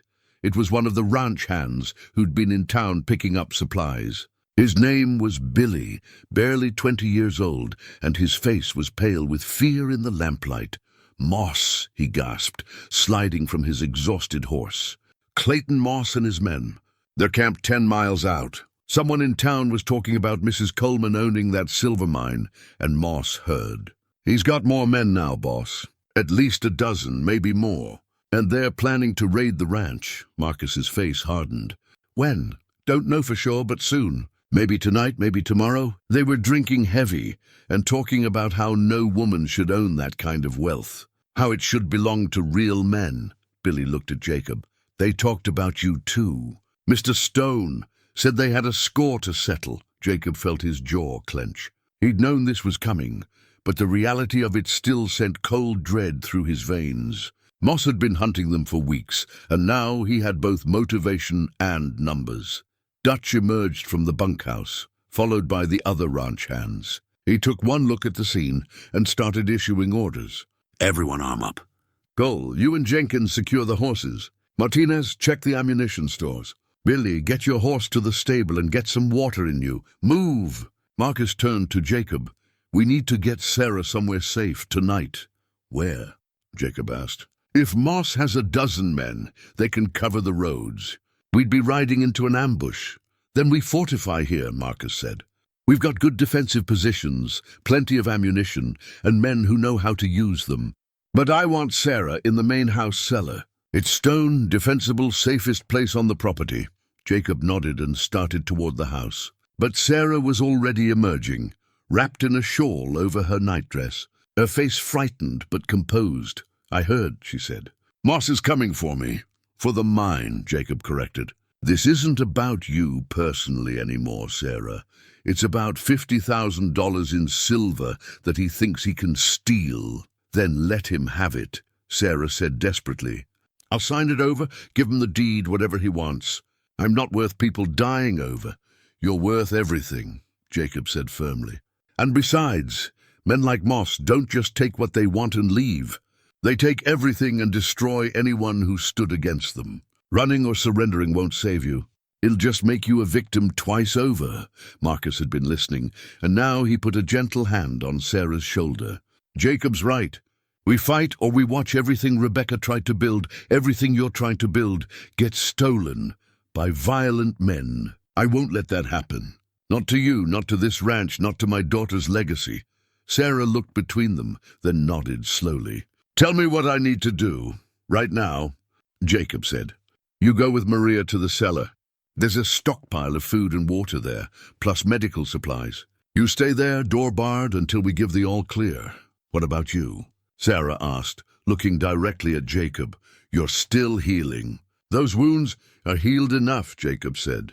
He touched the spot on his chest where the deepest knife wound had been. It still ached, especially in cold weather, but he could move, could shoot, could fight if needed. "I'll be fine, Sarah, I promise." Sarah reached out and took his hand, squeezing it tightly. "You promised that before, and you almost died. Don't make promises you might not be able to keep." "Then I promise this instead," Jacob said. "I promise I'll do everything I can to make sure we all see tomorrow." "That's the best I can offer." Sarah nodded, tears glistening in her eyes. She squeezed his hand once more, then let Maria lead her into the house. Jacob watched her go, feeling the weight of responsibility settle heavily on his shoulders. Marcus gathered everyone in the ranch yard. 15 men total, counting Jacob and himself. Not great odds against a dozen or more attackers, but better than nothing. Dutch had already been organizing defensive positions. "All right," Marcus said, his voice carrying authority born from decades of leadership. "You all know what's coming. Clayton Moss and his gang want to take what's ours, hurt people under my protection, and probably burn this place to the ground if they get the chance. We're not going to let that happen." He pointed to various positions around the ranch. "Dutch, you take 4 men and fortify the barn. It's got good sight lines and solid cover. Jenkins, you and 3 others secure the bunkhouse. Jacob, you'll be with me and the remaining men in and around the main house. We form a triangle of defensive positions. Anyone who tries to attack has to expose themselves to multiple angles of fire." Dutch spoke up. "What about the perimeter? Should we send scouts?" "No," Marcus said. "We stay together, stay fortified. Moss wants us scattered and vulnerable. We give him targets he can't easily reach. When he attacks, and he will attack, we make him pay for every foot of ground." Jacob listened, impressed by Marcus's tactical thinking. This was a man who'd built an empire in hostile territory, who'd dealt with cattle rustlers and claimed jumpers, and worse. He knew how to defend what was his. "One more thing," Marcus said, his voice softer now. "If any of you want to leave, to ride out before this starts, I understand. This isn't your fight. You signed on to work cattle, not to face down killers. No shame in riding out now." No one moved. Dutch spat tobacco juice in the dirt and said, "Boss, we ain't riding nowhere. You took care of us for years. About time we returned the favor." The other men nodded, murmured agreement. Several checked their rifles, their faces set with determination. Jacob felt a surge of respect for these men who were choosing to stand when they could have fled. "All right then," Marcus said. "Let's get to it. And someone wake up Doc Hartley in town. Tell him to be ready for wounded. I pray we won't need him, but better to be prepared." As the men dispersed to their positions, Jacob pulled Marcus aside. "I want the barn loft. Best vantage point, and I can still shoot accurately despite the shoulder. You sure?" Marcus asked. "That's a lot of ladder climbing for someone who's still healing." "I'm sure," Jacob said. "Dutch and his men can hold the barn floor. I can provide covering fire from above. It's the best use of my abilities right now." Marcus studied him for a moment, then nodded. "All right. But Jacob, you've already almost died once for her. Don't do it again. Planning on all of us surviving this," Jacob said. "But if it comes down to it, I'd rather die standing than live knowing I ran. Your father taught you that, I suppose." Jacob touched his belt. "Yes, sir." "Along with everything else that matters, they spent the next hour preparing. Ammunition was distributed, water barrels positioned for fighting fires, medical supplies laid out. The ranch took on the air of a fortress, every window now a potential firing position, every corner a place to take cover. Jacob climbed to the barn loft, testing his mobility, making sure he could move despite the lingering stiffness in his side. The loft was perfect, high enough to see the approaches from multiple angles, solid enough to provide cover, with several bales of hay positioned for additional protection. Dutch checked on him just before dawn. "You good up there, partner?" "Good as I'll ever be," Jacob replied. He'd positioned 3 rifles within easy reach, along with boxes of ammunition and a canteen of water. "How about you? Been in worse scrapes," Dutch said, though his eyes suggested otherwise. "You know Moss is going to come at us hard.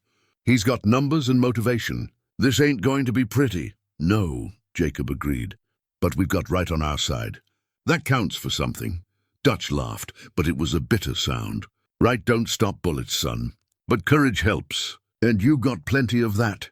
He started down the ladder, then paused.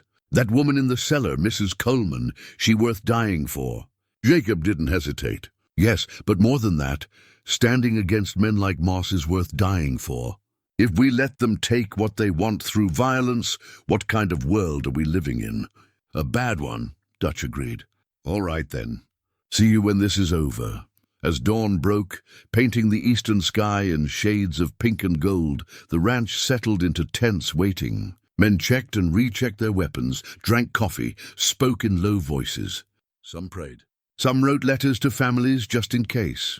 In the main house cellar, Sarah sat with Maria, listening to the muffled sounds of preparation above them. The older woman had brought blankets and food, treating this like a storm to be weathered rather than a battle to be fought. "Have you been through something like this before?" Sarah asked. "Once," Maria said. "About 15 years ago, bandits tried to take the ranch. Mr. Whitfield's wife was still alive then, and Miss Rebecca was just a girl. We hid in this same cellar while the men fought. Lost 2 good hands that day, but we held the ranch. Were you frightened?" "Terrified," Maria admitted. "But being frightened don't change what needs doing. Those men up there, they're fighting for you, for Mr. Whitfield, for this place. Least we can do is have courage to wait and trust them." Sarah pulled Rebecca's letter from her pocket.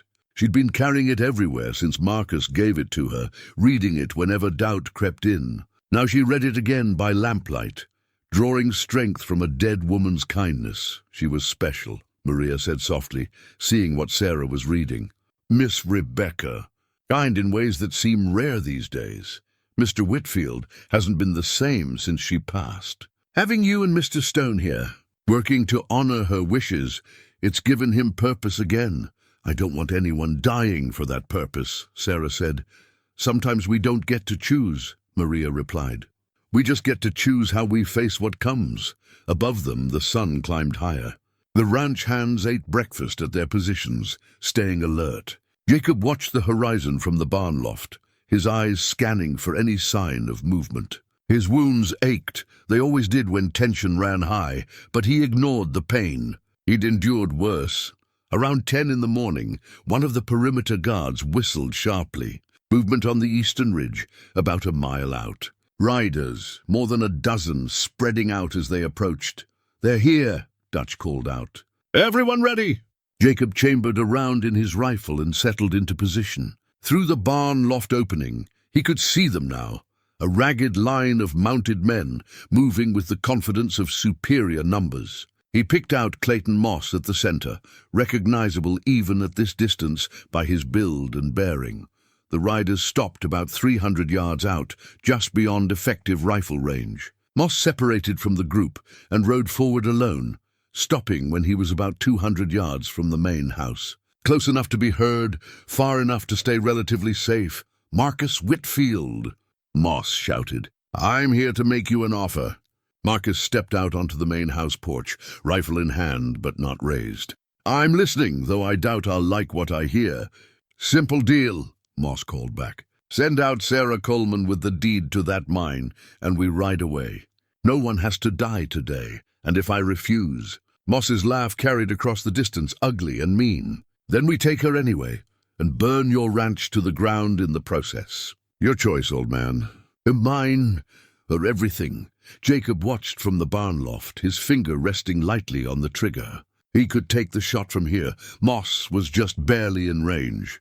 But starting a firefight while Moss was under a flag of parley, even an informal one, went against everything his father had taught him about honor. Marcus seemed to be thinking the same thing. The mine belongs to Mrs. Coleman, it's not mine to give. And even if it were, I wouldn't hand over an innocent woman to a murderer and a thief. So here's my counteroffer, Moss. Turn yourself in to the marshal. Face justice for what you've done. That's the only deal I'm offering. Moss spat in the dirt. Bad choice, Whitfield. Real bad choice. Last chance. Send her out or we come in and take her. Then you'd better come ready to die, Marcus said calmly. Because we're not giving up anything without a fight. Moss wheeled his horse around and rode back to his men. Even from a distance, Jacob could see the rage in his posture. There would be no more talking. Now came the violence. Moss and his men spread out, forming a wide arc around the ranch. They were going to attack from multiple sides simultaneously, trying to overwhelm the defenders through sheer numbers. It was a brutal tactic, and it would work if the ranch hands broke and ran, but no one was running. Dutch had positioned his men well, and they waited with the patience of experienced fighters. Marcus and his group were equally ready. And Jacob, in the barn loft, had clear lines of sight to almost every approach. Here they come. Someone shouted. The riders spurred their horses forward, and the battle for the Whitfield ranch began. The first shots cracked across the morning air, sharp and deadly. Jacob watched through the barn loft opening as Moss's men charged in a loose formation, firing from horseback. Wild shots meant more to intimidate than to kill, at least initially. The ranch hands held their fire, waiting for the attackers to come into effective range. Steady! Dutch's voice called from the barn floor below Jacob. Let them get close, then make every shot count. Jacob sighted down his rifle, tracking one of the riders approaching from the northeast. The man was young, probably not even 20, riding hard with a pistol in one hand. Jacob led him slightly, accounting for the movement, and squeezed the trigger. The rifle bucked against his shoulder, sending a jolt of pain through his still-healing wounds. But the shot flew true. The rider jerked in his saddle and tumbled to the ground. His horse veered away, riderless. Below him, Dutch and his men opened fire, their rifles speaking in a coordinated volley. 2 more attackers went down. The initial charge faltered as the survivors realized they were facing disciplined fire from prepared positions. From the main house, Marcus's group added their fire to the defense. The attackers scattered, seeking whatever cover they could find. Boulders, low ridges, the few trees scattered across the approach. Some of them dismounted, recognizing that charging directly into defensive fire was suicide. Jacob reloaded and scanned for targets. His shoulder ached from the recoil, and he could feel fresh warmth where one of his knife wounds had split slightly. He ignored it. Pain was just information, and right now the information it was giving him, that he was alive and fighting, was all that mattered. Moss had taken cover behind a large boulder about 150 yards out. Jacob could see him directing his men, sending some to flank the barn, while others concentrated fire on the main house. It was decent tactics for a gang of thugs. Split the defenders' attention, probe for weaknesses, overwhelm them piece by piece. But Moss had underestimated the determination of the ranch hands. These weren't cowards or hired guns looking for easy money. They were men fighting for their home, for people they cared about, for something that mattered. That made all the difference. A group of 3 attackers made a rush toward the barn, using an irrigation ditch for cover. Jacob tracked them, waiting for the right moment. When they broke cover to cross the final 20 yards, he fired 3 times in quick succession, working the rifle's lever action smoothly despite the pain. All 3 went down. Good shooting. Dutch called up. Keep them off us! The battle developed into a brutal exchange of fire. The attackers had numbers, but the defenders had position and motivation. Minutes stretched into an hour, then longer. The sun climbed higher, and the morning heat began to build. Smoke from rifle fire hung in the air, acrid and bitter. Jacob's ammunition was running low when he heard a new sound, hoofbeats approaching from the west, from the direction of town. His heart sank. Had Moss brought reinforcements? But then he heard shouting, different voices. and saw riders cresting the western ridge, flying improvised white flags. It was the townspeople of Redemption Creek. Doc Hartley led them, riding better than a man his age should have been able to. Behind him came shopkeepers, farmers, even the useless Sheriff Porter, all armed and riding hard toward the ranch. Reinforcements, Jacob shouted down to Dutch. From town! The townspeople swept into the battle with fresh energy. They weren't experienced fighters, but they were angry men who'd heard that Clayton Moss was attacking the ranch where Jacob Stone lived, where Mrs. Coleman had found safety. Doc Hartley had rallied them with a simple speech. Jacob Stone took 8 wounds for one of our own. Time we returned the favor. Now there were 30 defenders instead of 15, and the tide turned decisively. Moss's men, already depleted and demoralized, began to retreat. Some tried to reach their horses, others just ran on foot. Jacob watched them scatter like leaves before a storm, but Moss himself wasn't running. Through the barn loft opening, Jacob could see him still behind that boulder, refusing to yield. And he was doing something with his rifle, checking the chamber, wiping the sights with his sleeve. He was preparing for one last, desperate act. Jacob's blood ran cold when he realized what Moss was planning. The man wasn't aiming at the barn or the main house positions anymore. He was sighting on the main house itself, specifically on the door to the cellar. He'd figured out where Sarah was hiding. No, Jacob breathed. He raised his rifle, but his hands were shaking from exhaustion and pain. The shot was long, at least 150 yards, and he only had one chance. If he missed, Moss might get a shot through one of the cellar's narrow windows, might hit Sarah or Maria. Jacob forced himself to breathe slowly, to ignore the pain screaming through his shoulder and side. The territorial marshal arrived the next day, a stern man named Garrett, who'd been tracking Moss's gang for months. He took statements from everyone involved, documented the evidence, and within hours had the prisoners loaded into a reinforced wagon bound for the territorial prison. Moss, still in considerable pain from his leg wound, glared at Jacob as he was loaded in. "You should have let me die," Moss spat. "Would have been kinder than what's waiting for me." "You'll face justice," Jacob said calmly. "That's more than you gave the people you hurt." Marshal Garrett tipped his hat to Jacob before departing. "World needs more men like you, Mr. Stone, fewer like him." As the prison wagon disappeared down the ranch road, Sarah stood beside Jacob on the main house porch, watching it go. She'd slept fitfully the night before, kept waking to check that Jacob was still in the guest room, still breathing, still safe. Now, in the clear light of day, the reality was finally sinking in. The threat was over. Moss would hang or spend the rest of his life in prison. His gang was scattered or captured. She was truly, finally safe. "What are you thinking?" Jacob asked softly. "That I can breathe for the first time in weeks," Sarah admitted. "Maybe for the first time since Tom died.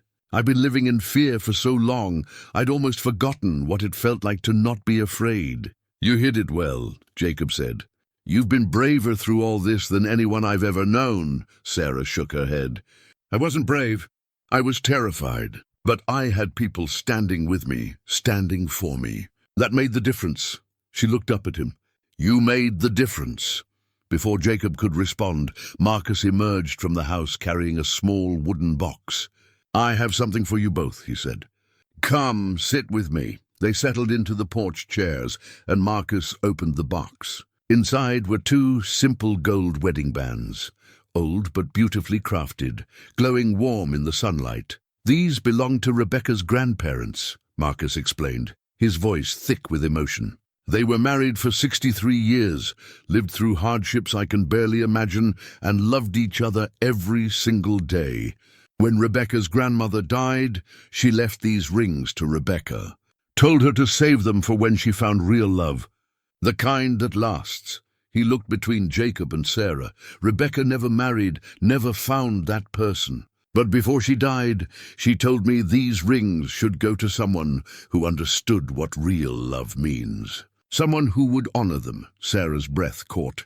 Jacob sat very still, understanding what Marcus was offering, but not quite believing it. "I'm not saying you have to use them," Marcus continued. "I'm not even saying you should get married right away. But I want you to have them for when you're ready. Because I've watched you two these past weeks, and I see something Rebecca would have recognized. Two people who make each other better, who stand together when it matters, who've built something real out of shared hardship. He held out the box. Sarah reached for it with shaking hands, opening it fully to see the rings nestled in velvet. They were beautiful in their simplicity, plain gold bands with an inscription inside each that read, "All my days." "Marcus, this is too much," Sarah whispered. "It's exactly right," Marcus said firmly. Rebecca wanted these rings to go to people who would appreciate what they represent. "You do, both of you," he stood. "I'll leave you two to talk. But know this, whatever you decide, you have my blessing and my support. You're family now, both of you. That won't change." After Marcus went inside, Jacob and Sarah sat in silence, both of them staring at the rings. Finally, Sarah spoke. "He's right, you know. About what's between us, I know," Jacob said quietly. "But we barely know each other. We've been through terrible things together. But is that enough foundation for," she gestured at the rings, "for something permanent?" Jacob was quiet for a long moment, gathering his thoughts. "My father used to say that you learn more about a person's character in one hard moment than in 1,000 easy ones. We've had nothing but hard moments since we met, Sarah, and in every one of them, I've seen who you really are. Strong, brave, kind, determined. Everything that matters. I've seen the same in you," Sarah said softly. "But Jacob, I'm terrified. I married once for love and I lost him. The thought of caring that much again, of risking that kind of pain—" "I know," Jacob said, reaching over to take her hand. "I'm scared too. I've spent my whole life alone, never letting anyone get too close because it seemed safer that way. But meeting you changed something. Made me want to risk it. Made me think that maybe some things are worth being afraid for." Sarah looked at their joined hands, then at the rings, then at Jacob's face. "What are you saying?" "I'm saying I love you," Jacob said simply. "I've probably loved you since I woke up and saw you sitting by my bed, looking at me like I mattered. Maybe even before that, in that alley when I realized I'd rather die than let anyone hurt you. I love you, Sarah Coleman, and I want to build a life with you. Not because you owe me, not because of obligation or gratitude, but because I choose you. Because you're the best person I've ever known, and I want to spend whatever time I have left trying to be worthy of that." Tears streamed down Sarah's face. "I love you too.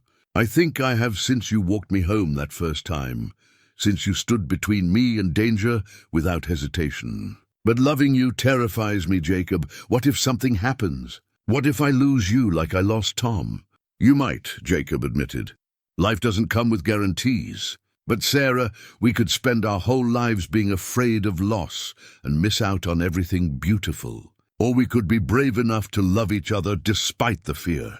I know which choice I want to make."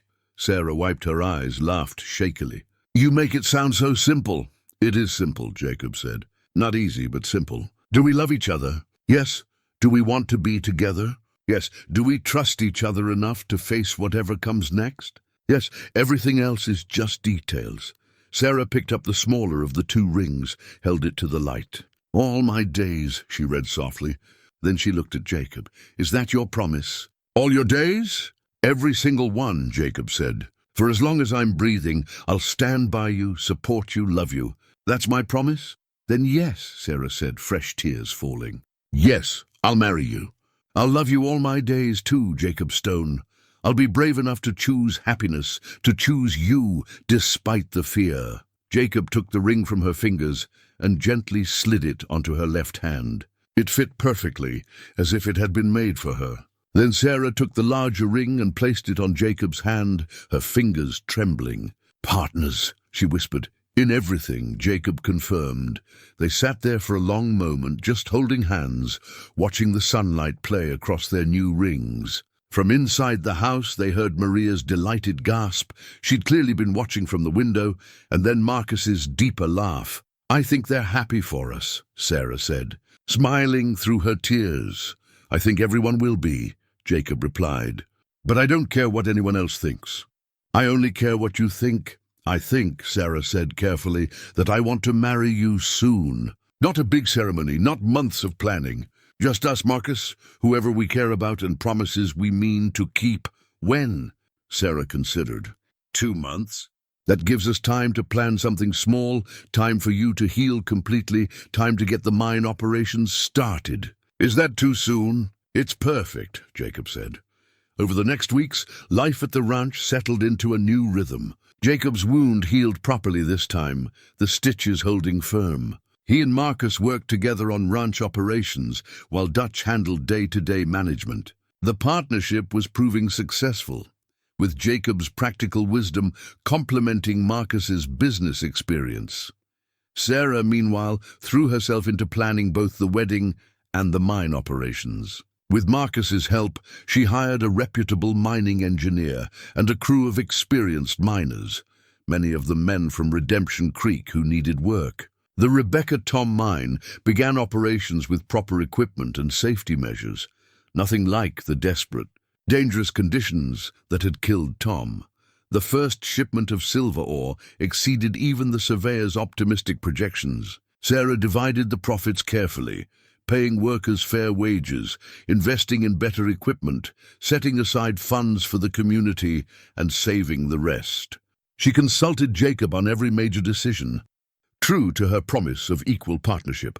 One evening, about 6 weeks after the proposal, Jacob found Sarah in Marcus's study, poring over mine reports and financial ledgers. She'd taken to the business side of mining with surprising aptitude, her careful nature and attention to detail serving her well. "You're going to be richer than Marcus at this rate," Jacob teased gently. Sarah looked up and smiled. "We're going to be richer than Marcus. It's our mine, remember? Partners. I still don't feel right taking half the profits when you're the one doing all this work," Jacob admitted. "You're working the ranch, I'm working the mine," Sarah said practically. "We're both contributing to our future. That's what marriage is, isn't it? Sharing the work, sharing the rewards, facing everything together." Jacob crossed the room and pulled her to her feet, wrapping his arms around her carefully. "When did you get so wise?" "I learned from watching a man who takes 8 knife wounds for strangers," Sarah said, resting her head against his chest. "He taught me about courage and partnership and standing for what matters." "He sounds like a good man." "The best," Sarah confirmed. "A little stubborn, terrible at accepting help, but the best." They stood there in comfortable silence until Marcus appeared in the doorway. "Sorry to interrupt, but there's someone here to see you both. Says it's about the wedding." They followed Marcus to the front parlor where Doc Hartley waited, looking pleased with himself. "Heard you two need someone to officiate a wedding. Turns out I'm legally authorized to perform marriages in the territory. Been doing it for years, when the circuit preacher can't make it to outlying areas. If you want me, I'd be honored." Sarah's face lit up. "Doc, that would be perfect. You've been there through everything. You saved Jacob's life twice. You've supported us both.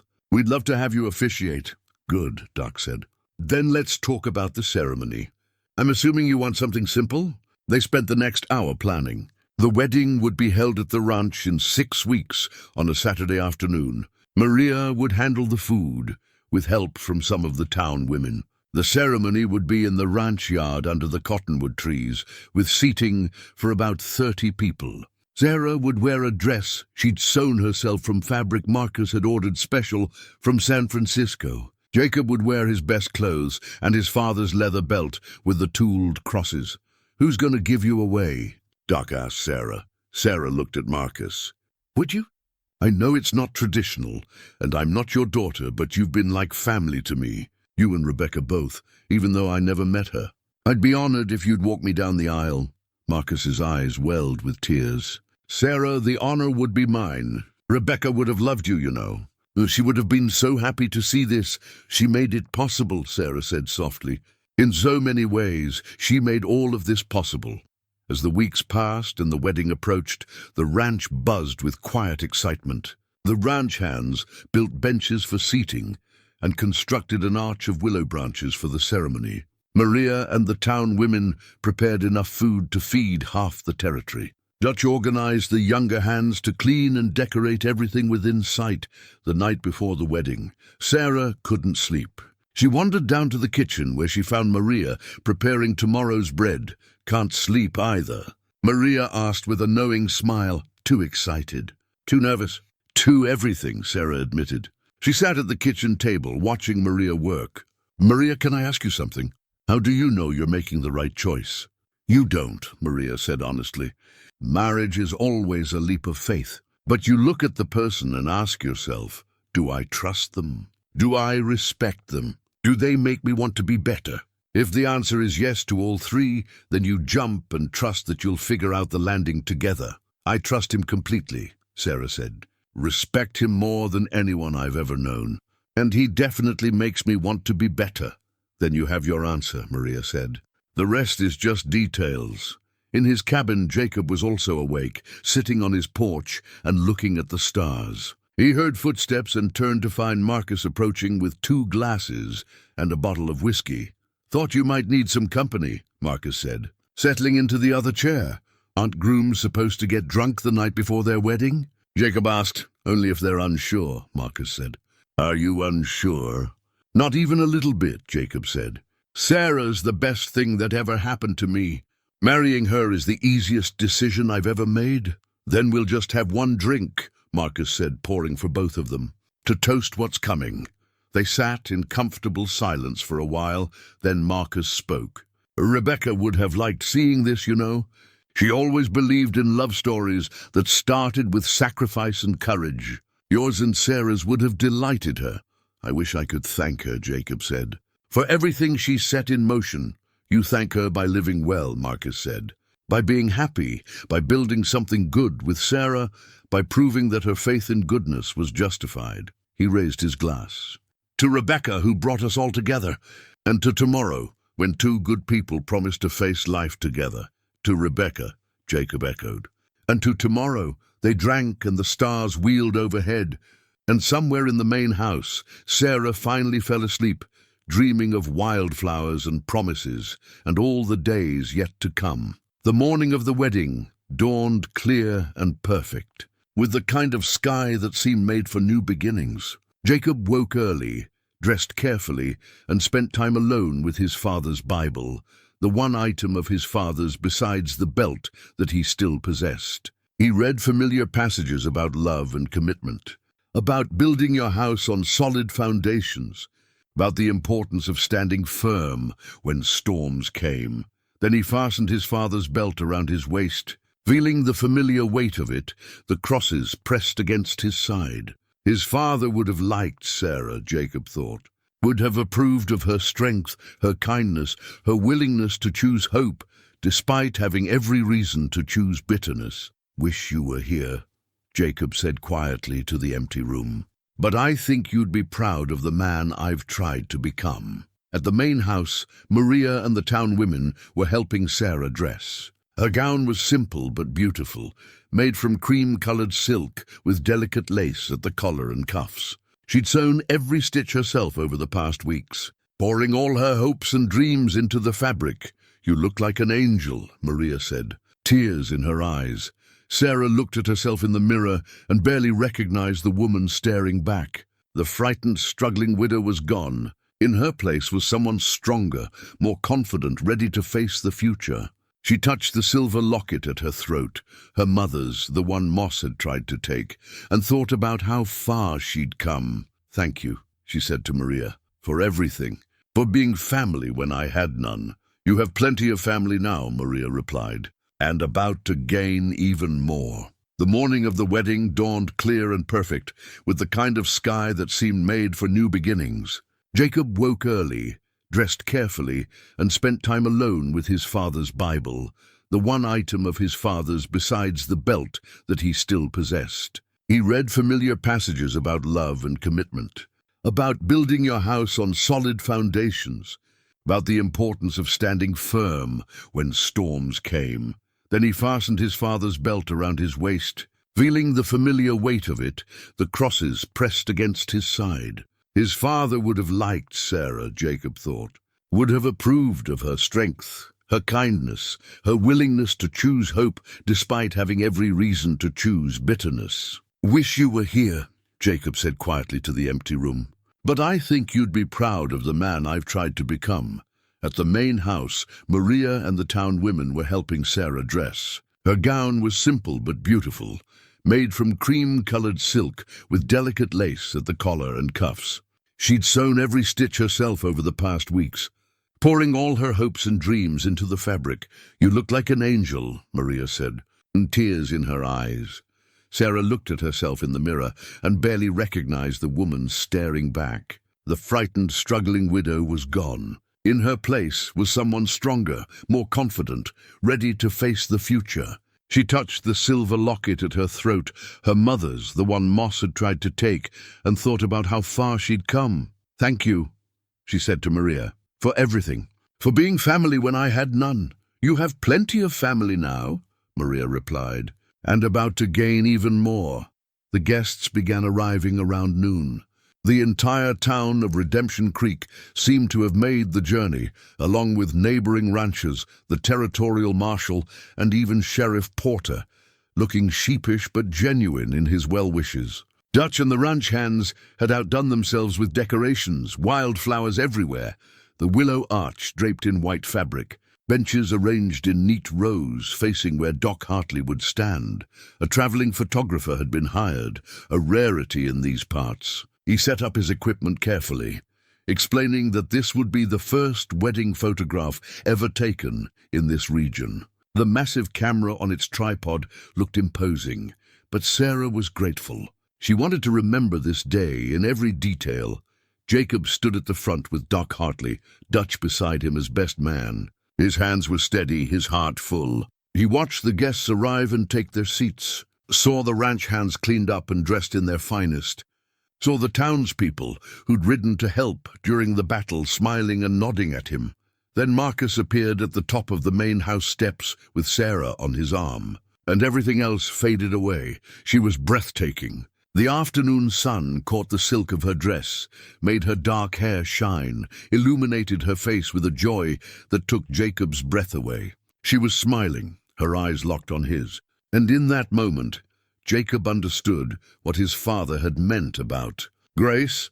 This woman choosing to love him was a gift he'd never deserved, but would spend his life trying to be worthy. Or as they walked down the makeshift aisle, Sarah took in everything. The flowers that Maria had arranged, the faces of people she'd known in her struggling days, now witnessing her happiness, the ranch hands who'd fought to protect her, and most of all, Jacob, standing tall and steady, watching her approach with an expression of such love and wonder that it made her want to run the rest of the distance into his arms. Marcus brought her to stand beside Jacob, then stepped back. But before he did, he leaned close and whispered, "Rebecca would be so happy." Sarah squeezed his hand in acknowledgement, then turned to face Jacob. Doc Hartley cleared his throat and began, "We are gathered here today in the sight of God and this community to witness the marriage of Jacob Stone and Sarah Coleman. Marriage is not to be entered into lightly, but reverently, joyfully, and in the full knowledge that it requires commitment, sacrifice, and grace." He looked at them both with the wisdom of a man who'd seen much of life. "I've known you both through your darkest moments. I've stitched Jacob's wounds more times than I care to count, and I've watched Sarah rebuild her life from ashes. You've both known loss, known pain, known what it means to stand alone. Today you choose to stand together." Jacob and Sarah had written their own vows. Jacob went first, his voice steady and clear. "Sarah, I promise to stand with you through whatever life brings, to support your dreams and share your burdens, to see you not as someone to protect but as a partner to walk beside. I promise to love you in the easy moments and the hard ones, in sickness and in health, in prosperity and in struggle. I promise to honor the memory of those who brought us together and to build a life worthy of their sacrifice. All my days, Sarah, that's my promise. All my days." Sarah's turn came, and she spoke through tears of joy. "Jacob, you've already kept most of these promises without even speaking them. You've shown me what real courage looks like, what real goodness means. I promise to be worthy of that example. I promise to stand beside you, to share in your work and your dreams. I promise to build with you, to face fear with you, to choose hope even when it's difficult. I promise to honor your father's memory and the lessons he taught you, and to help you live up to the man you've already proven yourself to be. All my days, Jacob, every single one, Doc Hartley smiled. The rings? Dutch stepped forward with the bands, Rebecca's grandparents' rings, polished and ready. Jacob took the smaller one and placed it on Sarah's finger, his hands gentle but sure. Sarah did the same for Jacob, both of them remembering the day weeks ago when they'd first put these rings on, when the future had seemed uncertain but full of promise. By the authority vested in me, by the territory, Doc Hartley announced, his voice ringing out clear and strong, I now pronounce you husband and wife. Jacob, you may kiss your bride. Jacob cupped Sarah's face in his hands, gently, reverently, and kissed her as the assembled guests erupted in cheers and applause. When they finally broke apart, both were crying and laughing at once. The photographer captured the moment. The entire community gathered around the newly married couple. The ranch in the background, everyone smiling. Years later, that photograph would hang in the main house, a reminder of the day when two people who'd been through fire chose to build something beautiful from the ashes. The celebration that followed was joyous and loud. Tables had been set up laden with food, roasted beef, fresh bread, vegetables from Maria's garden, pies and cakes contributed by every woman in the territory, it seemed. There was music too, a fiddle player from town and a harmonica player from the ranch hands, playing dancing tunes that got even the oldest guests up and moving. Jacob and Sarah had their first dance as husband and wife in the ranch yard as the sun began its descent. They moved slowly, carefully, Jacob still mindful of his healing wounds, but unwilling to miss this moment. Sarah rested her head against his chest, and they swayed together while their community watched with approval and affection. Happy? Jacob murmured into her hair. More than I ever thought I could be, Sarah replied. You? So happy it scares me, Jacob admitted. Keeps waiting for something to go wrong. Nothing's going wrong, Sarah said firmly. We're done with going wrong. From here on, we build something right. Marcus danced with Sarah next, emotional and proud. Welcome to the family, daughter, he said. That's what you are now, you know. The daughter Rebecca never got to be to me in life, but sent to me anyway. I'll try to honor that, Sarah said. Both of you. Dutch claimed a dance, too, gruff but kind. You're good for him, Mrs. Stone. Make sure he doesn't do anything stupid like fighting battles when he should be healing. I'll do my best, Sarah promised. Laughing, as evening fell and lanterns were lit around the ranch yard, the celebration continued. Toasts were made, some eloquent, some rambling, all sincere. Stories were told about Jacob's heroism and Sarah's resilience. Children ran between the tables, their laughter ringing out in the twilight. It was, everyone agreed, the finest wedding anyone could remember. Finally, as stars emerged overhead and guests began making their way home or to accommodations in town, Jacob and Sarah slipped away to the cabin that had been prepared for them. Not the small cabin Jacob had been living in, but a larger one on the property that Marcus had quietly built as a wedding gift. It had a real bedroom, a sitting room, even a small study where Sarah could handle mine business. It was a home, their first real home together. Inside, they found more gifts from Marcus, furniture, linens, kitchen supplies, everything needed to start their life. And on the table, a framed photograph of Rebecca with a note in Marcus's handwriting for the family she helped create. With love and gratitude, Sarah picked up the photograph, studying the face of the woman she'd never met but owed so much to. Thank you, she whispered, for everything. Jacob came up behind her, wrapped his arms around her waist. She'd be happy seeing what we're building. I hope so, Sarah said. I want to make her proud. You already have, Jacob assured her. By being brave enough to accept what she offered, by turning tragedy into opportunity, by choosing to build instead of giving up. She'd be proud of both of us. They stood there for a long moment, holding each other, looking at Rebecca's photograph, feeling the weight of gratitude and responsibility and hope. Then Sarah turned in Jacob's arms and kissed him. and they began their first night as husband and wife, surrounded by love, protected by community, and blessed beyond measure. 3 months later, as autumn painted the hills in gold and red, Sarah had news. She told Jacob over breakfast in their cabin, her hands trembling with excitement and fear. "I'm pregnant," she said simply. Jacob's face went through a series of expressions: shock, joy, terror, wonder, before settling on something like awe. "Are you sure?" "Doc Hartley confirmed it yesterday," Sarah said. "We're going to have a baby, Jacob, sometime next spring." Jacob stood, came around the table and knelt beside her chair. He placed his hand gently on her still, flat stomach, his eyes bright with tears. "A baby," he repeated. "A baby. Are you happy?" Sarah asked, suddenly nervous. They'd never discussed children, had been so focused on building their life together that the future beyond that had remained unspoken. "I'm terrified," Jacob admitted, "and thrilled, and completely overwhelmed, and happier than I've ever been in my life." He looked up at her. "How do you feel?" "Exactly the same," Sarah said, laughing and crying at once, "but mostly grateful. This baby, they're proof that good things can come from darkness, that life goes on, that we built something real." They told Marcus that evening over dinner. His reaction was immediate and emotional. This would be his grandchild, the continuation of everything Rebecca had set in motion. Maria cried and immediately began planning, talking about cribs and baby clothes and all the preparations needed.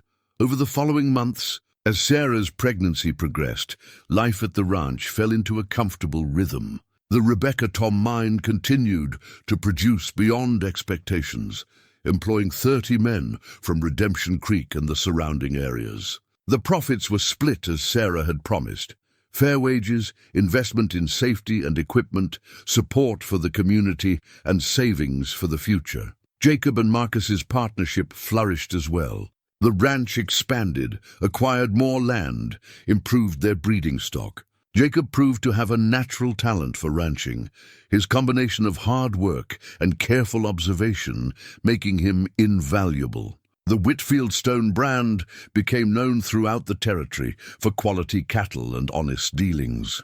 On a cold December morning, Jacob took Sarah to visit his father's grave on the outskirts of Redemption Creek. They hadn't been back since the wedding, and Jacob felt it was time to share their news. The grave was simple, just a wooden marker that Jacob had carved himself years ago. Sarah placed wildflowers on it, the same kind she'd placed in Jacob's Bible that first day at the ranch, and stepped back to let Jacob have a moment alone. "Pa," Jacob said quietly, his breath misting in the cold air, "I wanted you to know I found what you always said I should look for. Someone worth standing for, someone to build something with. Her name's Sarah, and she's everything." He paused, emotion choking his voice. "And we're having a baby. Your grandchild. I wish you could meet them, wish you could see what we're building here. But I'm trying to live by what you taught me, trying to be the kind of man you'd be proud of." Sarah came up beside him, took his hand. "We thought if it's a boy, we'd name him Thomas, after my first husband. And if it's a girl, Rebecca," Jacob finished, "after Marcus's daughter. Both of them, they're part of what brought us here. But we'd give them your father's name as a middle name," Sarah added. "Thomas Elijah or Rebecca Eliza after your father Elijah. So they'd carry his legacy forward." Jacob looked at her, love overwhelming him. "He'd like that. He'd like you." As they walked back through town, people waved and called greetings. Jacob Stone was no longer the lonely drifter who kept to himself. He was a partner in the biggest ranch in the territory, husband to one of the wealthiest women in 3 counties, and a man respected for his character as much as his courage. But none of that mattered as much as what came next. Being a father, raising a child with Sarah, building a family from the ruins of their separate losses. Spring came early that year, bringing warm breezes and new life. On an April morning filled with bird song and sunshine, Sarah went into labor. Doc Hartley was there, as was Maria, and Jacob paced outside the bedroom for 8 hours, convinced he was going to lose his mind from worry and helplessness. When he finally heard the baby's cry, he nearly collapsed with relief. Maria appeared in the doorway, beaming. You have a daughter, Mr. Stone, a beautiful, healthy daughter. And Sarah's fine. Tired, but fine. Jacob entered the bedroom to find Sarah propped up against pillows, holding a tiny bundle wrapped in soft blankets. She looked exhausted and radiant all at once, and when she looked up at him, her smile made his heart stop. "Come meet our daughter," she said softly. Jacob approached carefully, as if afraid he might break something. Sarah placed the baby in his arms, and he looked down at the tiny face, the closed eyes, the impossibly small fingers. She was perfect, complete, miraculous. "Hello, Rebecca," he whispered. "Rebecca Eliza Stone. I'm your father, and I promise I'm going to do my best by you." The baby yawned, opened her eyes briefly, and seemed to look right at him before closing them again. In that moment, Jacob understood what his father had meant about legacy, about building something that lasted beyond your own life. This child, this perfect little person, was the future. She was proof that standing for what was right had consequences that rippled forward in ways you couldn't always see. Marcus came to visit later that day, bringing gifts and tears. He held his granddaughter with the careful reverence of a man who'd lost one daughter and found another, who'd watched loss transform into hope. "She looks like her mother," he said. "But she's got your strength in her grip, Jacob. She's going to be formidable." "She'll have to be," Sarah said from the bed. "She's got a lot to live up to. 2 Rebeccas, a Thomas, and Elijah. That's a heavy legacy." "She'll handle it," Jacob said confidently, "because she'll have us to help her carry it." And so the seasons turned, and the years began to pass. The mine continued to prosper, the ranch continued to grow, and the Stone family became part of the fabric of the community.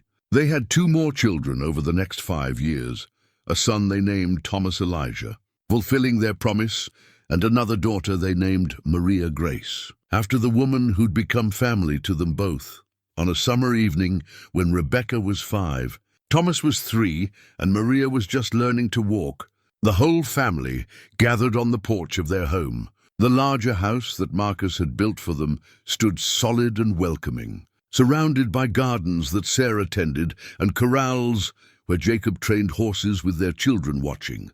Marcus was there too, older now but still sharp, playing with his grandchildren with the joy of a man who'd found purpose again after grief. Dutch stopped by after finishing the day's work, bringing candy for the children that Maria scolded him for, but never actually stopped. As the sun set and painted the sky in brilliant colors, Rebecca, the oldest, already showing signs of her mother's intelligence and her father's steadiness, climbed into Jacob's lap.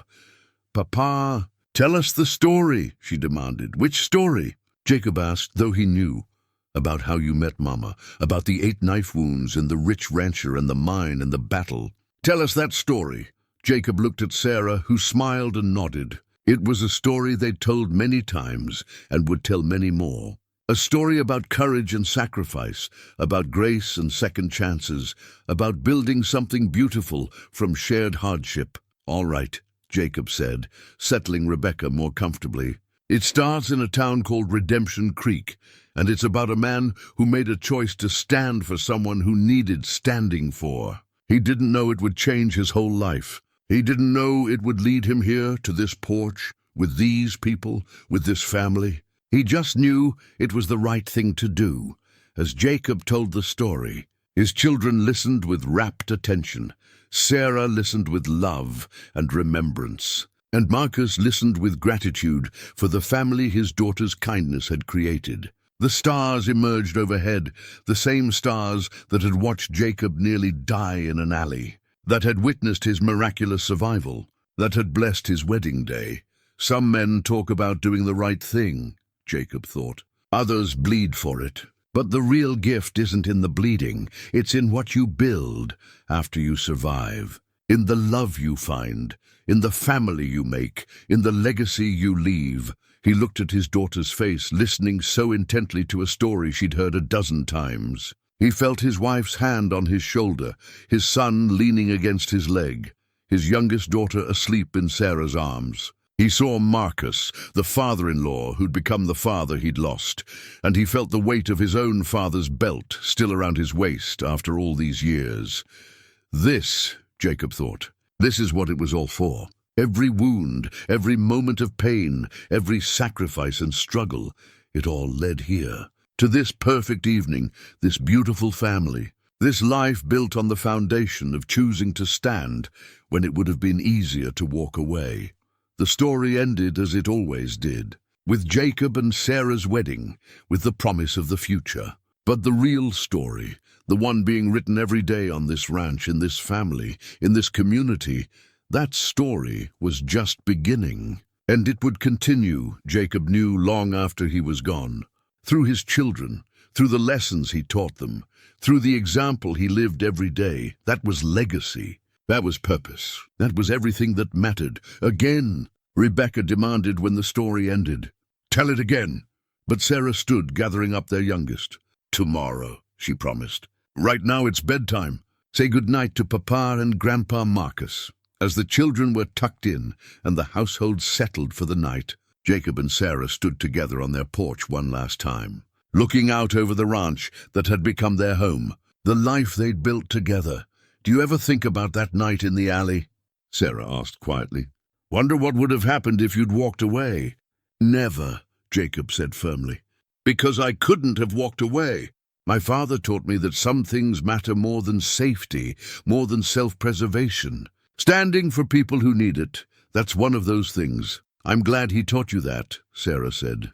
"Even though it nearly cost you your life, even though it brought you so much pain.